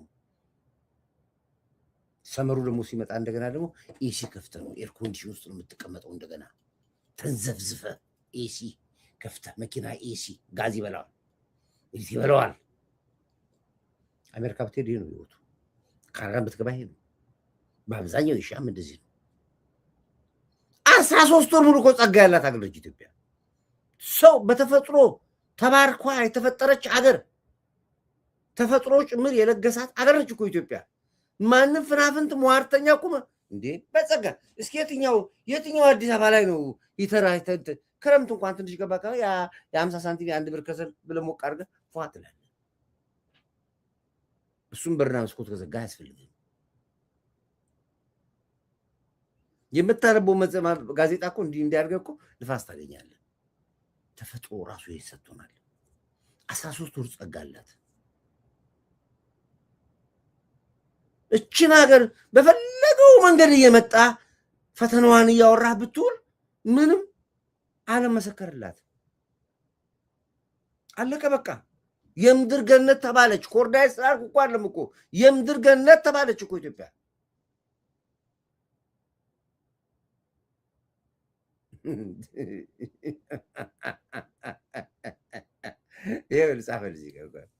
change the heater to gas, electric. You cannot afford it, especially in the winter. እናንተ ሳሪያ ያበራሽን ጠባሳ ያየ በሳት አይጫወትም ማለት ቀልድ አድርጋችሁታል እኮ። ባለን እኮ ነው መኩራት ያቃተን፣ ባለን እኮ ነው መደሰት ያቃተን፣ ባለን እኮ ነው ፍቅር ያቃተን። ለምን? ስለሚቀኑብን ነው። የኢትዮጵያ ጦርነት የኢትዮጵያ እንዳይመስል ብዙ ጠላቶች አሉን ከውጭ ይህን እድል ያላገኙ። ስለዚህ ይቀኑብናል፣ ያብዱብናል። አይታችኋል ዘንድሮ በስንዴ ምርት ከዓለም አንደኛውን ከዓለም እኮ ነው አንደኛ። ዘላለማችንን ስንዴ እናስገባ የነበረ ሀገሮች ዛሬ ስንዴ ኤክስፖርት አድርገን ከዓለም አንደኛውን። አይገርማችሁ?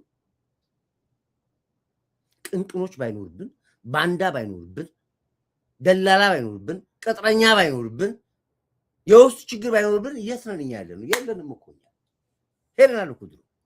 እንዳንሄድ ነው። ፋኖ በዚህ ይርመሰመሳል፣ ሸኔ በዚህ ይርመሰመሳል፣ ጁንታ በዚህ ይርመሰመሳል። ሻዕቢያ እዛ የሚበላው የለውም፣ እኛው እያበላ ነው። እኛው ላይ አፉን ይከፍታል፣ ልጋጉን ይለጋብናል። ይሄ ነው ፖለቲካ። ጠቅላዩ የተናገሩ ይህን ነው። እመኑኝ፣ በተፈለገው ሂሳብና ስሌት ብትሄዱ ኢትዮጵያ ወጣለች ይላል። አለቀ በቃ። አትሞክሩት እያለ ነው ያለው። ኢትዮጵያን መጉዳት የሚፈልጉ ኃይሎች አሉ፣ ነበሩ፣ ገንዘብ ፋይናንስ ያደርጋሉ። እመኑኝ ግን ኢትዮጵያን አይችሏትም። አልፈናል ከሱ።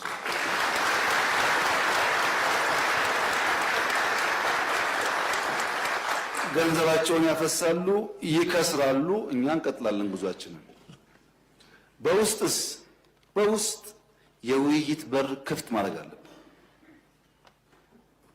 ዛሬ ባንዳ የተባለ ሰው፣ ዛሬ ከኢትዮጵያ ተቃርኖ የቆመ ሰው ልብ ገዝቶ በቃኝ ካለ ሁሌ ክፍት መሆን አለብን።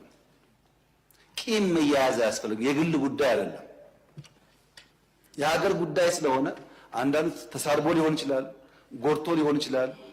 ልቤ ታድሷል፣ አእምሮዬ ተቀይሯል ካለ በራችን ክፍት መሆን አለበት፣ ይቅር ለማለት።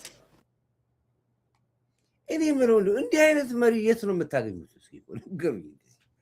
የት ነው የሚገኘው እንደዚህ አይነት መሪ? እኔ እኮ ከየት ነው መምጣት የሚችለው? እኔ አልችልም። እኔ የኢትዮጵያ ሕዝብ በፊት ከዚህ ቤት ላይፍ ሰርች ነበር። ታስታውሳላችሁ? እንዳልኩት የኢትዮጵያ ሕዝብ እድለኛ ነው። ኮርዳይት የሀገር መሪ አይደለም፣ በጣም የታደለ ሕዝብ ነው። በተለይ ወንጀለኛ፣ ሌባ፣ ከሃዲ፣ ባንዳ እድለኞች ናቸው። እኔ ሀገር መሪ አለመሆኔ እኔ ብሆን በግንባር ነው የምቀጋ። አያስቀምጥም። እንኳንስ መሬት ላይ አግኝቻለሁ እኮ በአየር ላይ እንኳን ትንሽ ነገር ከጻፍኩ ብሎክ ነው ማድረግ። ትንሽ የሀሳብ ልዩነት መገለባበጥ፣ እንደ ቂጣ እንደዚህ መሆን፣ እንደዚህ ማስመስል የለም፣ እኔ ጋር የለም። ኢትዮጵያ ድድረኛ፣ የኢትዮጵያ ድድረኛ ነው። ኮርዳይት የሀገር መሪ አይደለም ብለህ አጽድቅ። ይሄንን ሌባ አስተናግዳለሁ የሚገባ ቋንቋ። ይሄ እኮ ኑ ችግሩን ከነ ችግራችሁ ይኸው ተቀበላችሁ። ገቡ እኮ እነ ማስረሻ ሰጤ እኮ ገቡ እኮ፣ እነ ፋንታውን ገቡ እኮ፣ እነ ጃልሳኒ ገቡ እኮ፣ ጌታቸው ረዳ እኮ ገባ። ፔሬድ አሁንም ያለው ናበሩ ክፍት ነው። እንኩሮ ሚዲያ እኮ ነገር ቢመጣ ይቀበለዋል። መንግስት አገር ገሉ ያ ሁሉ አማራ አስጨፍጭፎ መሳይ ቢገባ እኮ ይቀበለዋል መንግስት። ታውቃላችሁ ይሄን እነ ደረጀ እነ ዘውዱ ምናምን ግልብጦች በሙሉ ነገ ቢገቡ ይቀበላቸዋል መንግስት። እኔስ ኮርዳይት አላደርገውም። የፈለገ ሰው የፈለገው ሊሆን ይችላል። አላደርገውም። ደብረጽዮን አምጥቻው አላስገባው ላጭቻ አስገባዋለሁ። የደብረጽዮን ፍርድ የሞንጆሪኖን ፍርድ ኢቭን ታደሰ ወረደ ሳይቀር የትግራይ ህዝብ እንዲፈርድባቸው ነው ማድረግ። ያቺ ልጇን የገበረች እናት ያ እግሩ የተቆረጠ ልጅ እነሱ ናቸው የሚፈርዱት። እኔ አልፈርድም። እነ መሳይን ወስጄ ጎጃም ነው የምለቃቸው፣ ጎንደር ነው የምለቃቸው። አማራው ይፈርድባቸው ነው የምላቸው። እኔ አልፈርድባቸው። ይሄ ግን ግድ የለም፣ በሩን ክፈቱ፣ አትቀየሟቸው፣ ይግቡ፣ አነጋግሯቸው ይላል። ይሄ ነው ከአብይ ጋር ነው የማያስማማኝ ነገር ይሄ ነው። እነ ማስረሻ ሰጤ በግል ቻርተር አውሮፕላን አዲስ አበባ ገብተው ሊሙዚን የቱሪስት መኪና አዘጋጅቶላቸው ድፍን ከተማ አዲስ አበባ ጎበኙ። ኦኬ፣ የራሱ ፖለቲካ አካሄድ ነው። ኮርዳይትስ በሆነ አላደርገውም። ጥሩ ነው። ሌሎቹ መቼ ነው የሚማሩት ነው?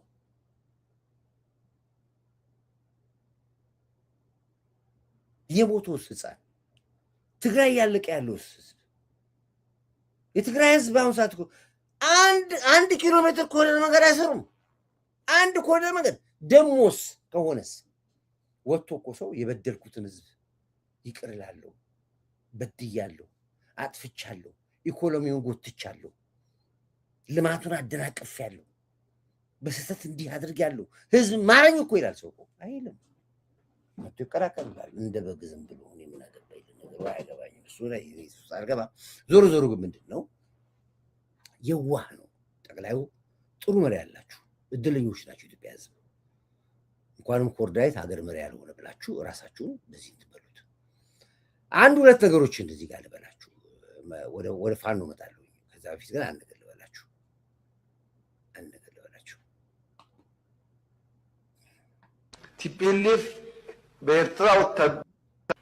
ቲፒኤልኤፍ በኤርትራ ወታደር ዘረፋ እንዳይካሄድበት ስንጠብቀው ኖረን አማራ ክልል ሲገባ ቲፒኤልኤፍ ያደረገው ነገር ያሳፍራል። የምናስታውሰው ነው። አማራ ክልል ብቻ ለምን ተጠራት? አፋር እኔ ዲያስፖራን አስተባብሬ 2 ኮንቴነር የሆስፒታል ዕቃ ልክ ያለው ታስታውሱ ከሆነ 2 ኮንቴነር የሆስፒታል ዕቃ ይላክ ነው። ከዚህ ከቃላ አስጭነን ይላክ ነው። ሙሉ ሆስፒታሎችን አፋር ያወደመው። ማጋነን እንዳይሆንብኝ እንጂ ከ100 ሚሊዮን በላይ ብር አሰባስበን አፋር አስገብተን የአፋር ህዝብ አቋቁመናል።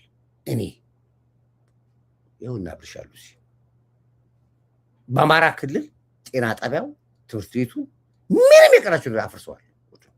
ኤርትራ ላፈረሰው አማራ ክልል መጥተው የተበቀሉ ህወሓቶች ምክንያቱም ሲሉ ነበር ከአማራ ጋር ያለን ሂሳብ እናወራርዳለን ሲሉ ነበር። መጥተው አወራርደዋል። በትክክል አወራርደዋል። እዚህ ላይ እንኳን ምንም የለውም።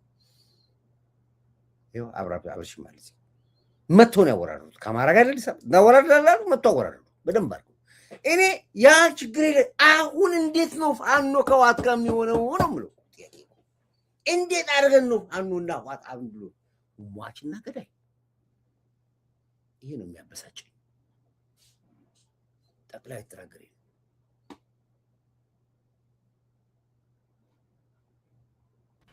ቲፒኤልኤፍ በኤርትራ ወታደር ዘረፋ እንዳይካሄድበት ስንጠብቀው ኖረን አማራ ክልል ሲገባ ቲፒኤልኤፍ ያደረገው ነገር ያሳፍራል።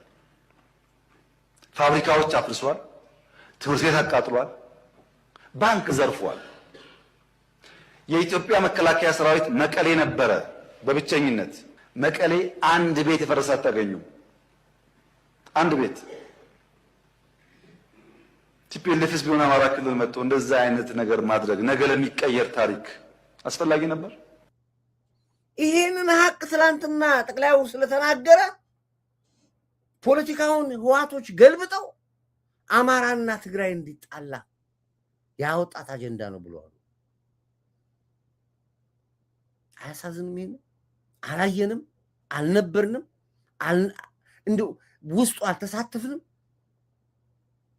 ሰብስበን ጤና ጣቢያ አልሰራንም? ሰብስበን ትምህርት ቤት አልሰራንም? ሰብስበን ድልድይ አልሰራንም? ሰብስበን ይህን ህዝብ አላለበስንም? ሌላው ቢቀር ጎጃምና ጎንደር በሮኬት ሲቀጠቀጥ እኮ አስመራ ተቀጥቅጧል እኮ አብሮ። ማን አለብኝ ብሎ ህወሓት ዛሬ አስመራ በሮኬት ተቀጠቀጠች። አስመራ ዛሬ በየትኛው ሳይንስ ነው ከቀጥቃጯ በሮኬት ከደበደባት ህወሓት ጋር የሆነችው? በጋራ ሆነን ኢትዮጵያን እናፍርስ፣ በጋራ ሆነን ኢትዮጵያን እናጥፋ የሚል ፖለቲካ ነው። ለዚህ ነው ብዙ ሞክራችኋል፣ አልተሳካላችሁም፣ ነገም አይሳካላችሁም። ጎረቤትኩም ይኹን ትናፍቁ መስለኒ ምስ ኢትዮጵያ ሕማም ኣለኩም ዘይወፅእ ሕማም ገና መርዝን ተፋለ ኢትዮጵያን 4 ኪሎ ቤተ መንግስት ያለው መንግስት ሳይሆን ኢትዮጵያን የምናስተዳድራት አስመራ ሆኖ ኢሳያስ አፈወርቅ ነው። ማን ነው ይሄን የሚሉት? የምናበላቸው የምናጠጣቸው ያስጠጋናቸው የምናኖራቸው ሻቢያዎች እንደዚህ ያሉ። ጭራሽ መጨረሻ ላይ ምን አለው? የኤርትራ ዘፋኝ ሲመጣ ኤርትራ የይዝ ኮንሰርት አይገባም። ኤፍሬም ታምሩ ሲመጣ ነዋይ ደበበ ሲመጣ ገብታችሁ ትጨፍራላችሁ። ደብዲ ሸርሞጣ ለኤርትራውያን እርስ በርስ ይተዋሉት። እርስ በርስ ገና ይቀራል እኮ ገና።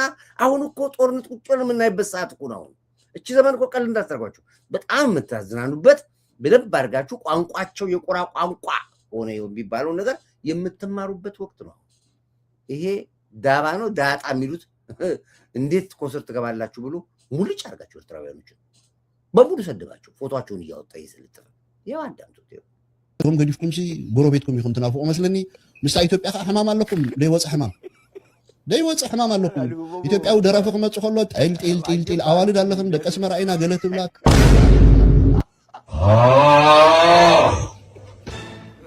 ታኒካ ገለ በለ ስንክን ናይ ቀደም ኤፍሬም ታምሩ ዕቢልና እንዲዩ ነዋይ ደበበ ዕቢልና እንዲዩ ገለ በለ ሃለውለው ወዲ ትኹል ክመፅእ ከሎ ፍሒራ ክመፅእ ከሎ ኣይትሪአሉን ኢኻ ሓውኻ እዩ ተጋደልቲ እዮም ትማሊ ተቃሊሶም እዮም እሳቶም ቲኬት ኮንሰርት ክገብሩ ከለዉ እንተተኣትሎም ኣትሊስት $2,000 ሒዞም ኮይኖም ስድሮኦም ኣልዩ ደቆም ዕቢሉ ሸውዓተ ኣሕዋተይ ተሰዊኦም ኢልክ ክትዛረብ እንዳበዓልክስ ነዋይ ደበበ ማዕረይ መፅኡ እሞ ከዓ ኣብቲ ዘለካዮ ዓዲ ዘይኮነሲ 6-7 ዓዲ ብኣይሮፕላን ኣየር ቲኬት ሒዝካ ክቡር ሆቴላት ከፊልካ ትኸይድ ክትርኢ ኤፍሬም ታምሩ ማዕረይ መፅኡ ይብለላ። እዚ ኤርትራውነት መሰል እንዲድላ ይሰብ ክገብር ግን ኣብ ውሽጢ ኢትዮጵያን ኤርትራን ዘለና ኮምፒቲሽን የነግረኩም ዘሎ ገና ሊያብድ እኮ ነው። ገና ፀጉር ላይ ሰንደል ለኩሰ ከወገበታች ራቁትን በአደባባይ ላይ ትሄዳለህ። እቺ ገና መጀመሪያ ነው። ምን ዘፋኝ አላችሁ? የነበራችሁትን ዘፋኝ በሙሉ ገደላችኋቸው። አስመራ ለሚለይ ኢሳያስ አፈወርቅ ምን ዘፋኝ አላችሁና ኮንሰርት መጥቶ ይታያል ኤርትራ? ምን የትኛውን ዘፋኝ ነው?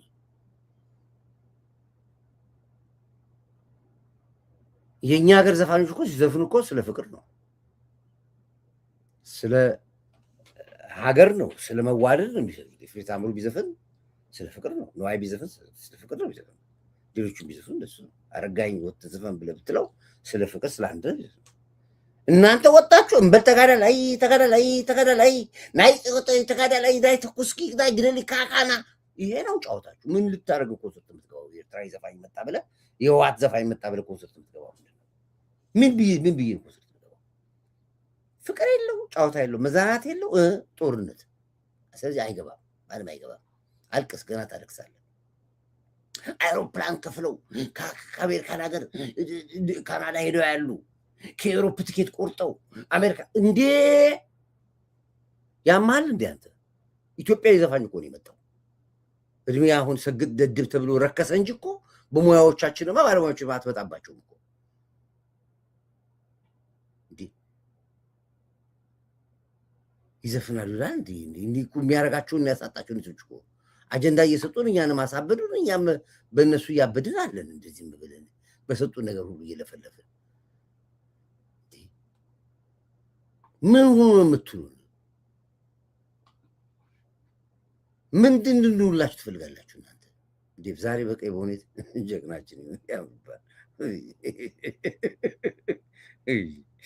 ወይ ጉድ ወይ ያን ጊዜ አንድ አይሱዙ ዕቃ ሲጫን ገንዘብ ይህ ብቻ ነው ወይ ስትል አስታውሳለሁ። ማን ይረዳው እንደሆነ ባላስታውስ እንዴ ምን ያልሆነ ነገር አለ? ምን ያልሆነ ነገር አለ? ዛሬ በድል ውስጥ ቁጭ ብለን እናወራለን። እንኩሩ ሚዲያ ምንድን ነው ያለው? እኔ አያገባኝም ማለት እንኩሩ ሚዲያ እንኩሩ እኮ ያሳዝነኛል። ግልብት ሚዲያ እኔ ደቡብ ነኝ ወላይታ ነኝ እኔ ምን አገብቶኝ አማራ ትግል ውስጥ እንደገባው አይገባኝም ማለት እስቲ ቆይ ይበላለሁ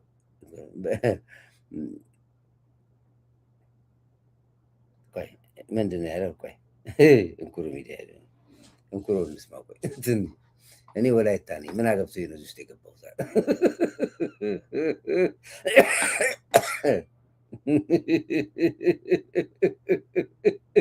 ምን አገብቶ ገባ? ምን አገብቶ ገባ? መጀመሪያ እኔ ደቡብ ነኝ አለ። እኔ ስነግረው እኮ ነው እንደዚህ የሚለው። ምን አገባህ? መጀመሪያ ምን አገባህ? ምን አገባህ? ነግሬህ ያለው መጀመሪያ ምን አያገባህም ብያለሁ። መሳይ እንኩሮ ምን አገባ? ምን አገባ? ምን አለ? ቆይ እሷ ነገር ላምጣት። ሁሉንም በኩል አይን የምናይ ነን። ቆይ ረጋ በል፣ ረጋ አትቸኩል፣ ፍጥነት ቀንስ። ምንድን ነው ያልከው? ከመጀመሪያ ነገር እኔ ደቡብ ነኝ ወላይታ ነኝ አለ።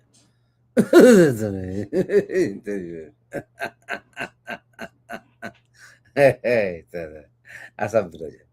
እኔ ወላይታ ነኝ አያገባኝም ማለት እስኪ ምንድን ነው ያልከው? ምንድን ነው ምን ብሎ ነው? ቆይ ሁሉንም በኩል አይን የምናይ ነን። እኔ ስነ ልቦና ቀደም ሲል እንዳልኩ የደቡብ ነው የሐዋሳ የትኛውም ኢትዮጵያን የምመለከትበት መነጽር ተመሳሳይ ነው። ምንድን ነው ሁሉ አይን የምናይ ነን። እኔ ስነ ልቦና ቀደም ሲል እንዳልኩ የደቡብ ነው የሐዋሳ ሲል እንዳልኩ የደቡብ ነው የሐዋሳ እኔ ስነ ልቦና ቀደም ሲል ታዲያ ምን አገባህ ጎጃም? ምን አገባህ ጎጃም? ምን አገባህ ጎንደር? በመጀመሪያም ነግሬሃለሁ። ለዚህ ነው እኮ ከጀዊስታው ፋኖ መበታተን ጀርባ የዲያስፖራ አክቲቪስትና ፖለቲከኛ እንደሆነ ራሳቸው ጫካ ያሉት አመኑ። ዛሬ አርበኛ ለምን ስትባል አልቀበልም አልክ አትልም። አርበኛ ፋኖ ነው የምትባለው አይደል? ማረግ አሁን ደቡብ ነኝ ኮራንትን የመሰለ ውስጣቸውን ጠንቅቆ የሚያውቅ ጀግና በማግኘታችን አንድልኞች ነን። ምን አገባህ? ምን አገባህና ገባህ ጎጃም ውስጥ? ምን አገባህና ወሎ ውስጥ ገባህ? ምን አገባህና ጎንደር ገባህ? ከምባታና ወላይታ ከፍተኛ ረብሻ በነበረበት ሰዓት አንድ ቀን ድምፅ ሆነ ጮህ አታውቅም። ገንዘብ ነው። እዛ ውስጥ አማራ ውስጥ ገብተህ አማራውን እንድታባላ የላከ ኢሳያስ አፈወርቅ ነው። ከናመን ዘለቀ ጋር፣ ከአንዳርጋቸው ጽጌ ጋር፣ ከኤፍሬም ማደቦ ጋር፣ ከነፋሴ ያለም ጋር ኤርትራ ገብታችሁ ወጣችሁት በሙሉ አማራውን ለማስጨረስ ሚሽን ወስዳችሁ ነው የወጣችሁት። ለምን ኦሮሞ ትግል ውስጥ አልገባህም? መርጣ አነጣጥረ ጎጃም ገብተህ ህዝቡን አባልተ እኔ እኮ ስነ ልቦናዬ እንትን ነው ወላይታ ነኝ አዋሳ ነኝ አልክ። አሁን 11ኛው ሰዓት ላይ ኮርዳይት ካጋለጠ በኋላ ሁሉንም በኩል አይን የምናይ ነን። እኔ ስነ ልቦ አንተ ሁሉም በኩል አይን የምታይ ጆተኒ በገባልህ ገንዘብ ልክ የምትለፈልፍ ቀዳዳ። ኧረ እባክህ በኩል አይን አንተ አብይን አፍ ላይ የተነቀስክ ይመስል ጠዋት ማታ አብይ ማነው ያ ማነው አንቱ ያኛ ማነው ያኛው የኦሮሞ ሚልኬሳ ትንሹ የደቡብ ያም ደቡብ እንዴ ሚልኬሳዎች ብዛታችሁ ራሳችሁ ስንት ሚልኬሳ ነው? ከዚህ በፊት ነግረው ስለነበረ ያን ቀን አልሰማም። አዎ ፍራንካውን በደንብ እየነገደ ነው አንቁሮ ማት ሚልኬሳ እኮ ነው ያለው። ማት ሚልኬሳ የለ ሚልኬሳ የለም። አብይ አብይ አብይ አብይ አብይ አብይ አብይ አብይ አብይ አብይ አብይ ወራችሁ አብይ አብይ አብይ አብይ አብይ የታቦት ስም አደረጉት እኮ አብይ። እኔ ደቡብ ነኝ ስነ ልቦና አይፈቅድልኝም። ከወላይታ መጥተህ ጎጃም ገብተህ ጎንደር ገብተህ በጥበጠ ህዝቡን አስጨርሰህ አፋጅተህ ሁሉንም በኩል አይን የምናይ ነን። እኔ ስነ ልቦና ቀደም ሲል እንዳልኩ የደቡብ ነው የሐዋሳ የትኛውም ኢትዮጵያን የምመለከትበት መነጽር ተመሳሳይ ነው። እንዲሁኒ ኧረ ተው ጎበዝ ደፍረውናል፣ ንቀውናል፣ በቃ ንቀውናል። ይጥፉ ወይስ እንጥፋ? ይጥፉ የምትሉ አንድ ቁጥር ጻፉ። ይጥፉ የምትሉ ቅንቅናዎች ያሳበድን እኮ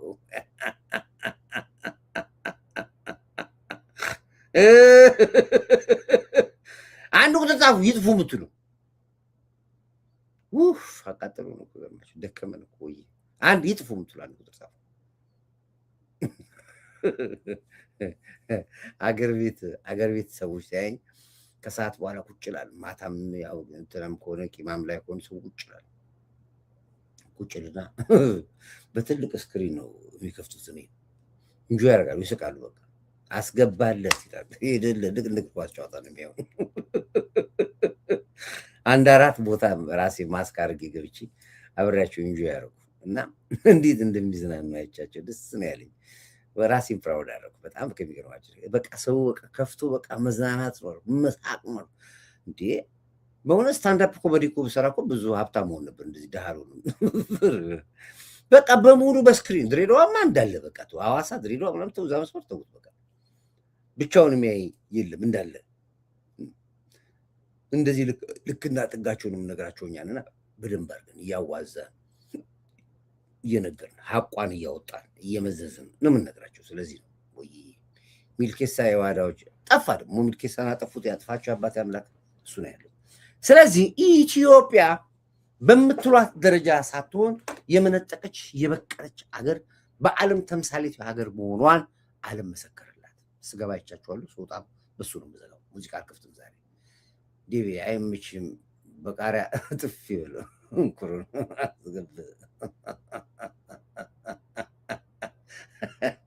ካስገባለት በኋላ አያገባኝም የምትላት ነገር ትመቸኛለች። እነሱም እንደዛ ይላሉ። ያስገባለት ደሞ ወጣ ደግሞ አያገባኝም ማለት ይላሉ።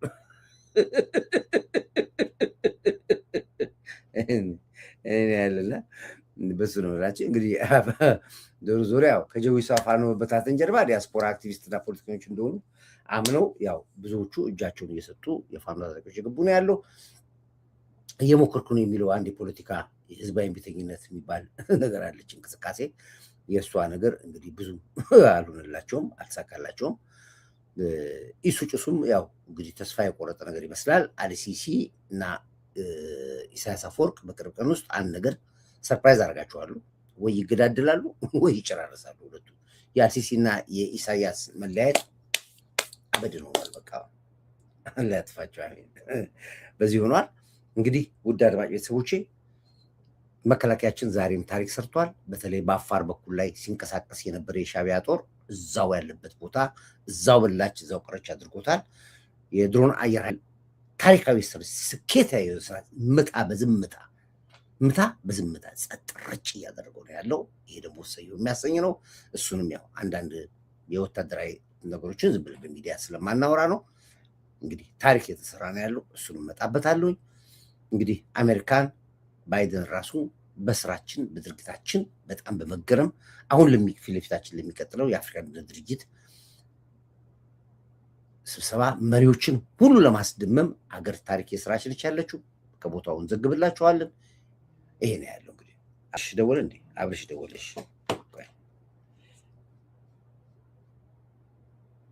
ሄሎ። የምን ባይደን ነው? ትራምፕ ነው እንጂ።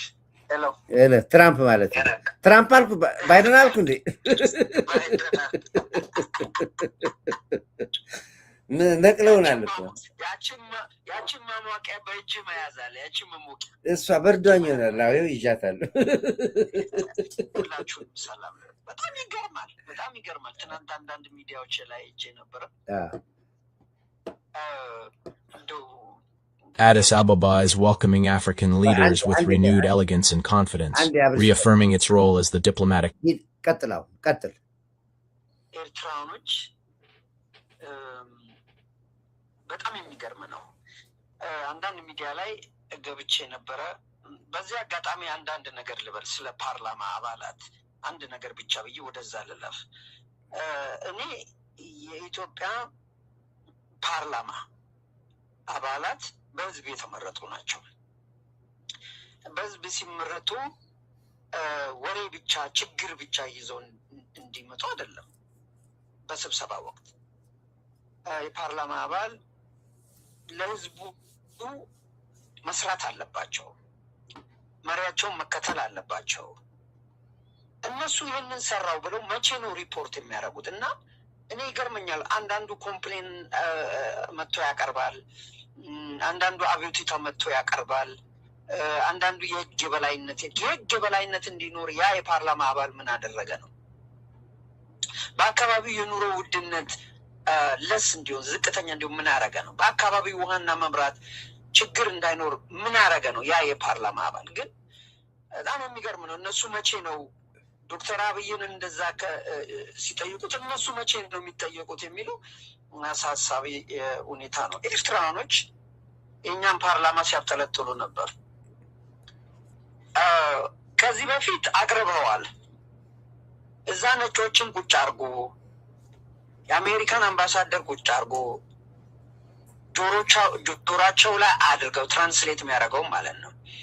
አብቹን ይህንን በል ያንን በል እያሉ እየነገሩት ነው የሚናገረው።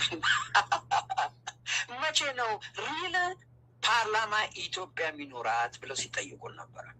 እኔ በጣም የሚገርም ፓርላማ የሌለው ስለ ዲሞክራሲ ምንነት ማያቅ፣ ስለ ኢኮኖሚ ማያቅ፣ ስለ ጂዲፒ ማያቅ፣ ስለ ፍቅር ማያቅ፣ ስለ ልማት ማያቅ እንዴት አድርጎ ኢትዮጵያን ደፍረው እንደዚህ መተቸታቸው በጣም የሚገርም ነው። መሳቂያም ጭምር ናቸው። ሌላው ዶክተር አብይ አህመድ ኢትዮጵያንና ኢትዮጵያኖችን አይወድም ሲሉ ነበር ትናንትና። ዶክተር አብይ አህመድ እንግዲህ ተመልከት።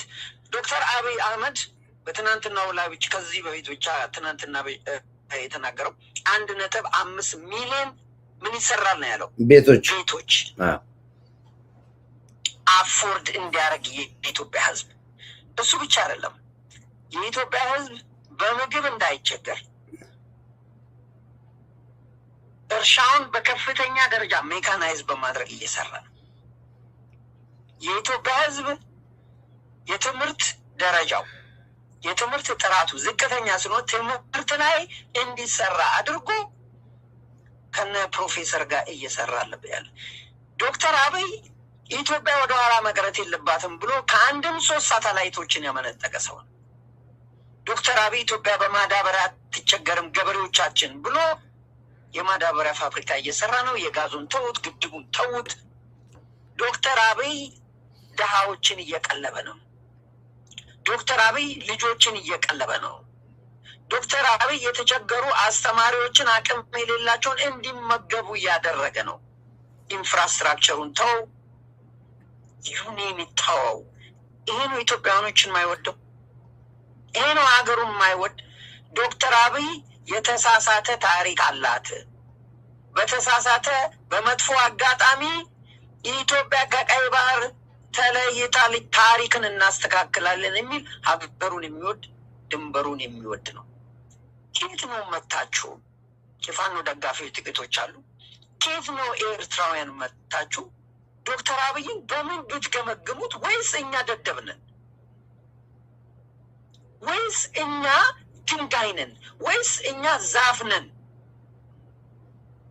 ዶክተር አብይን እንዴት ነው እና ይሄ ኢትዮጵያ ህዝብ ይህንን እኮ አይቷል፣ ቀምሷል፣ ዳሷል፣ ሰምቷል።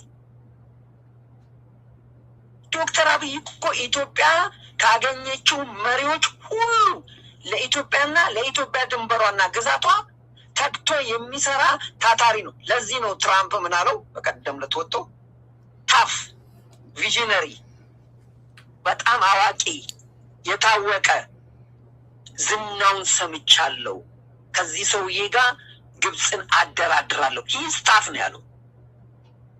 ስንት ሰው ታፍ አለው ዶክተር አብይን? ስንት ሰው ቪዥነሪ ሊደር ነው አለው ዶክተር አብይን? የአፍሪካ ልማት ባንክ ኮንትራቱን ጨርሶ ሲሄድ ቪዥነሪ ታፍ፣ የኤዥያ መሪዎች ሲጎበኙ ኢትዮጵያን ታፍ ቪዥነሪ፣ ፕሮፌሰሮች ነፍሳቸውን ይመርና ታፍ ቪዥነሪ፣ ነጭም አይቻለሁ ጥቁርም አይቻለሁ። ጂም ኢኖፍ የአሜሪካ ሴኔት ታፍ ቪዥነሪ ሊደር፣ እጅግ በጣም አስተዋይ። ዊ ማስት ወርክ ዊዝ ሂም፣ ከሱ ጋር መስራት ያለብን ድንቅ የአፍሪካ መሪዎች፣ ድንቅ መሪ በሚሊተሪ ትሬኒንግ እንዲሰጠን፣ በድሮን ምርት፣ በፋብሪካ፣ በሪፎርሙ፣ በኮሪደር ልማቱ እጅግ ትምህርት እንዲሰጠን ብለው የእነሱ ምሁራን የሚልኩ ስንቱም ብለን እኛ ደከመን። ስለዚህ ሰውዬ መናገር፣ ስለዚህ መንግስት መናገር ደከመን። ስለዚህ ሰውዬ ምን ነው ለእኛ ወጣችሁ ሚዲያ ላይ ትናንትና የምትንጫጩት? ኦ ዶክተር አብይ እኮ ነው የኤርትራን መንግስት ጋብዞ አሁን ደግሞ ከኋላ ዘረፉ፣ ቀሙ፣ ፋብሪካ ነቀሉ። ዶክተር አብይ አልጋበዘም። ኦ ዶክተር አብይ አመስግኗቸው ነበር፣ እኛም አመስግነናል። ቲፒኤልኤፍ በመጥፎ አጋጣሚ፣ ቲፒኤልኤፍ ቅንቅን፣ ቲፒኤልኤፍ እየበላ የመጣ ቲፒኤልኤፍ ደም መጣጭ፣ ቲፒኤልኤፍ ለወንድሞቹ የማያዝን በመርዝ የሚገድል ከዚህ በፊት በተኙበት የራሱን ወገኖች የሚጨርስ ከዚህ በፊት 50 ዓመት ታሪኩ ቲፒኤልኤፍ ነው በእኛ ሰራዊት ላይ ባደረሰው። አዎ ከነ መሳሪያቸው ግማሹ ሸሽቷል፣ ታንኩንም ይዘው ሄደዋል፣ ራቁታቸውንም ሄዷል። የኤርትራ መንግስት አልብሷል፣ ህዝቡም ደግፎታል። የስ እኛ አመስግነናል፣ ዶክተር አብይም አመስግኗል። የስ ታጥቀናል፣ አስታጥቀውናል፣ መሳሪያችንን ታጥቀናል፣ ኦርጋናይዝ እንድናደርግ አድርገውናል። ክልላቸውን ድንበራቸውን በመስጠት የእኛ መሪዎች ሄደው ኦርጋናይዝ አድርገው እንደገና ባክ ፋይት አድርገዋል፣ መጥተዋል። አመስግነናል። የኢትዮጵያ መንግስትም አመስግኗል። ያ ማለት ዝረፉን ማለት ነው። ያ ማለትና የትግራይን ወጣትና እናትና አዛውንት ሞኖክሴ ድፈር ማለት ነው። ናና አንድ ብርጌድ ሙሉ ይዘናና ቂምን ተበቀል፣ ከአሉላ ጊዜ ጀምሮ ያለውን ቂምን ተበቀል።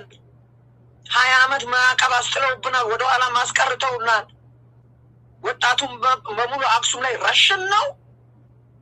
ወጣቱ በሙሉ ወያኔ ነው ረሽን እየተባለ አንድ ብርጌድ ሙሉ ኤችአይቪ የያዘውን አሰማርቶ ሴቶችን በሙሉ በኤችአይቪ ሊከፍልናል ነው።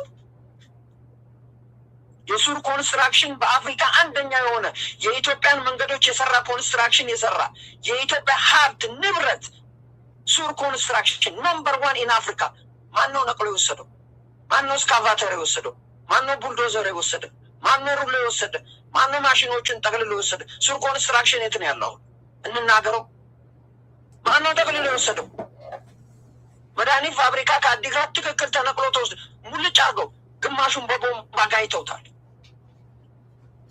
ዝረፈን አልነው አመሰገን ነው እንጂ ዝረፈን አልነው ወይ? ኤችአይቪ በክለው የትግራይን ህዝብ አልነው ወይ? ተበቀል አልነው ወይ? የኢትዮጵያ መንግስት ጋብዞ አልጋበዘውም።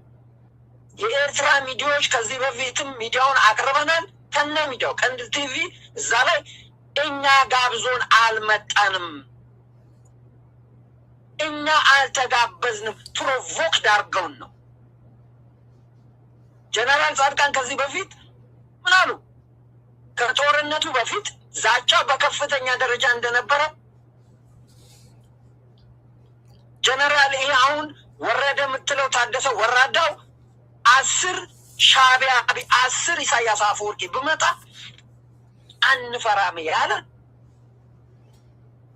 ከዚህ ከምርጫው በኋላ ያኔ የነሱ ምርጫ ማለት ነው ተው እየተባሉ ከምርጫው በኋላ ዛላምበሳ ላይ ጉርታ ያላችሁ የተባለው የኛ ወታደሮች ከመምጣታቸው በፊት ድንበር ላይ ሚኒሻ ልከው እየተዋጋ ነበር ከኤርትራ ጋር ሙንጆሪንና ደብረጽዮን ግሩፕ ፕሮቮክ እያደረጓቸው ነበር።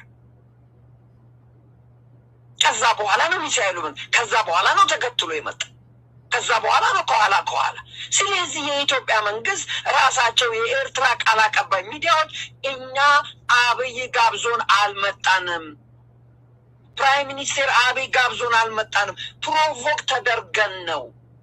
ከዛ በፊትም ጦርነቱ ከመጀመሩ በፊት ዛላምበሳ ላይ ሚኒሻ ልከው አስመራን እንቆጣጠራለን ብለው ሲታኮሱ ነበር ያሉት በሚዲያቸው ነው።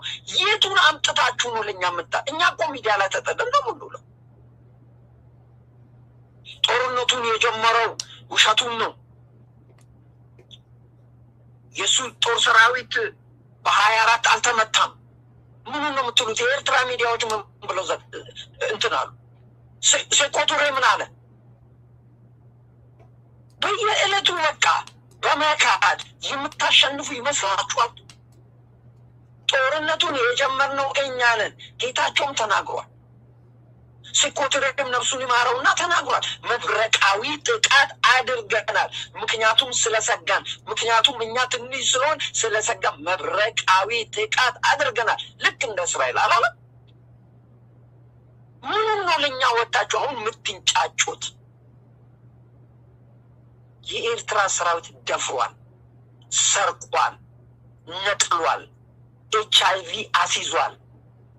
እናትን ልጅ ፊት ደፍሯል፣ ወንድም ፊት እህትን ደፍሯል።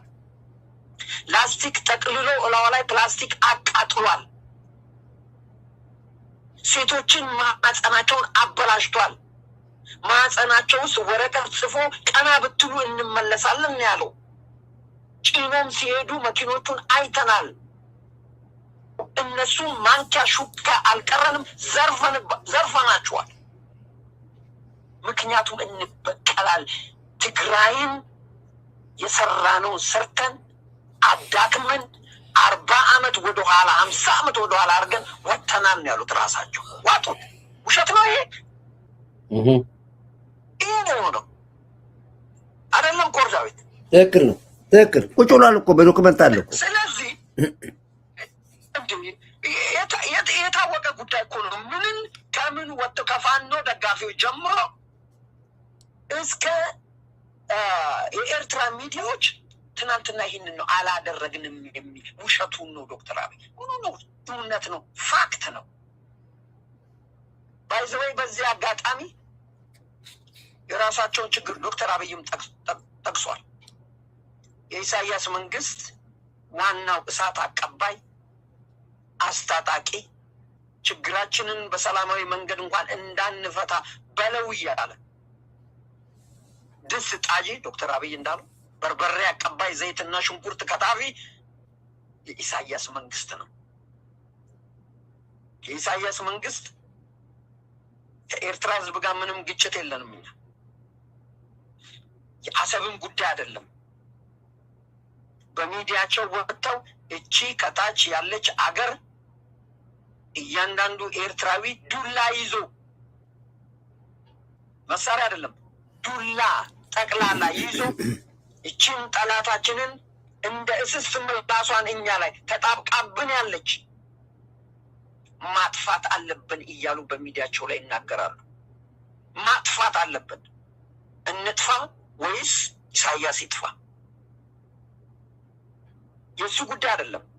ኢትዮጵያን ማስራብ እንችላለን ነው ያሉት ሚዲያቸው ላይ ወጥቶ። እኛ ስለምን ማስራብ እንችላለን? የኢትዮጵያን አየር ክልል መዝጋት እንችላለን። እንዴት ነው የሚያስርቡን ጎበዝ? ለዚህም ነው በጅቡቲ በኩል ያለውን መስመር ጉሮሯቸውን ዝጉ። በዚህ በኩል ነው በሶማሌላንድ ስትሄድ ዝጉባቸው።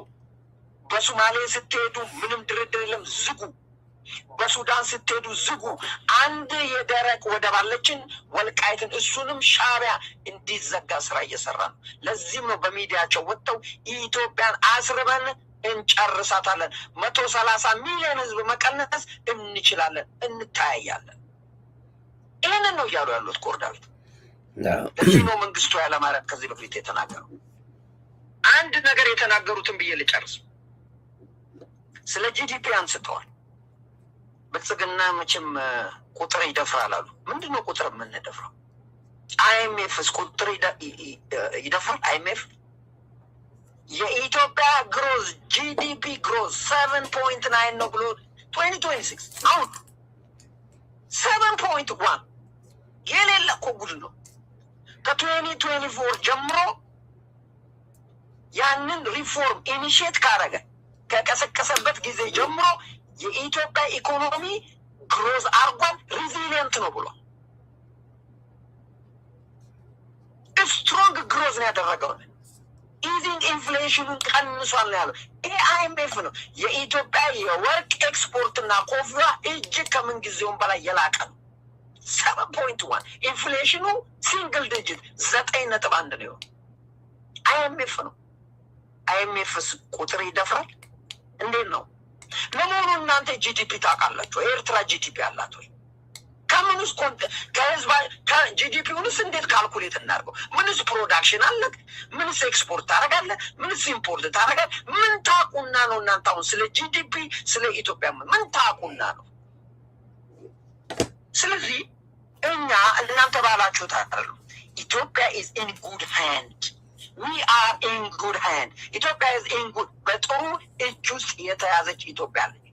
ለአንዴና ለመጨረሻ ግን ኢትዮጵያ እየተንጓጠጠች የኢትዮጵያ መሪዎች ከአጤ ቴዎድሮስ ጀምሮ ንጉሱ መንግስቱ ኃይለማርያም ኢንክሉዲንግ የአሁኑ መሪ እየተንጓጠጥንና ኢትዮጵያ እየተሰደበች በእናንተ አክቲቪስትም ትናንትና ከትናንት ወዲያ ምድረ ለማኝ እያላችሁ ሁሉ የመሪዎቻችሁን ስትናገሩ ነበር። እንግዲህ ጉዱን እናየዋለን።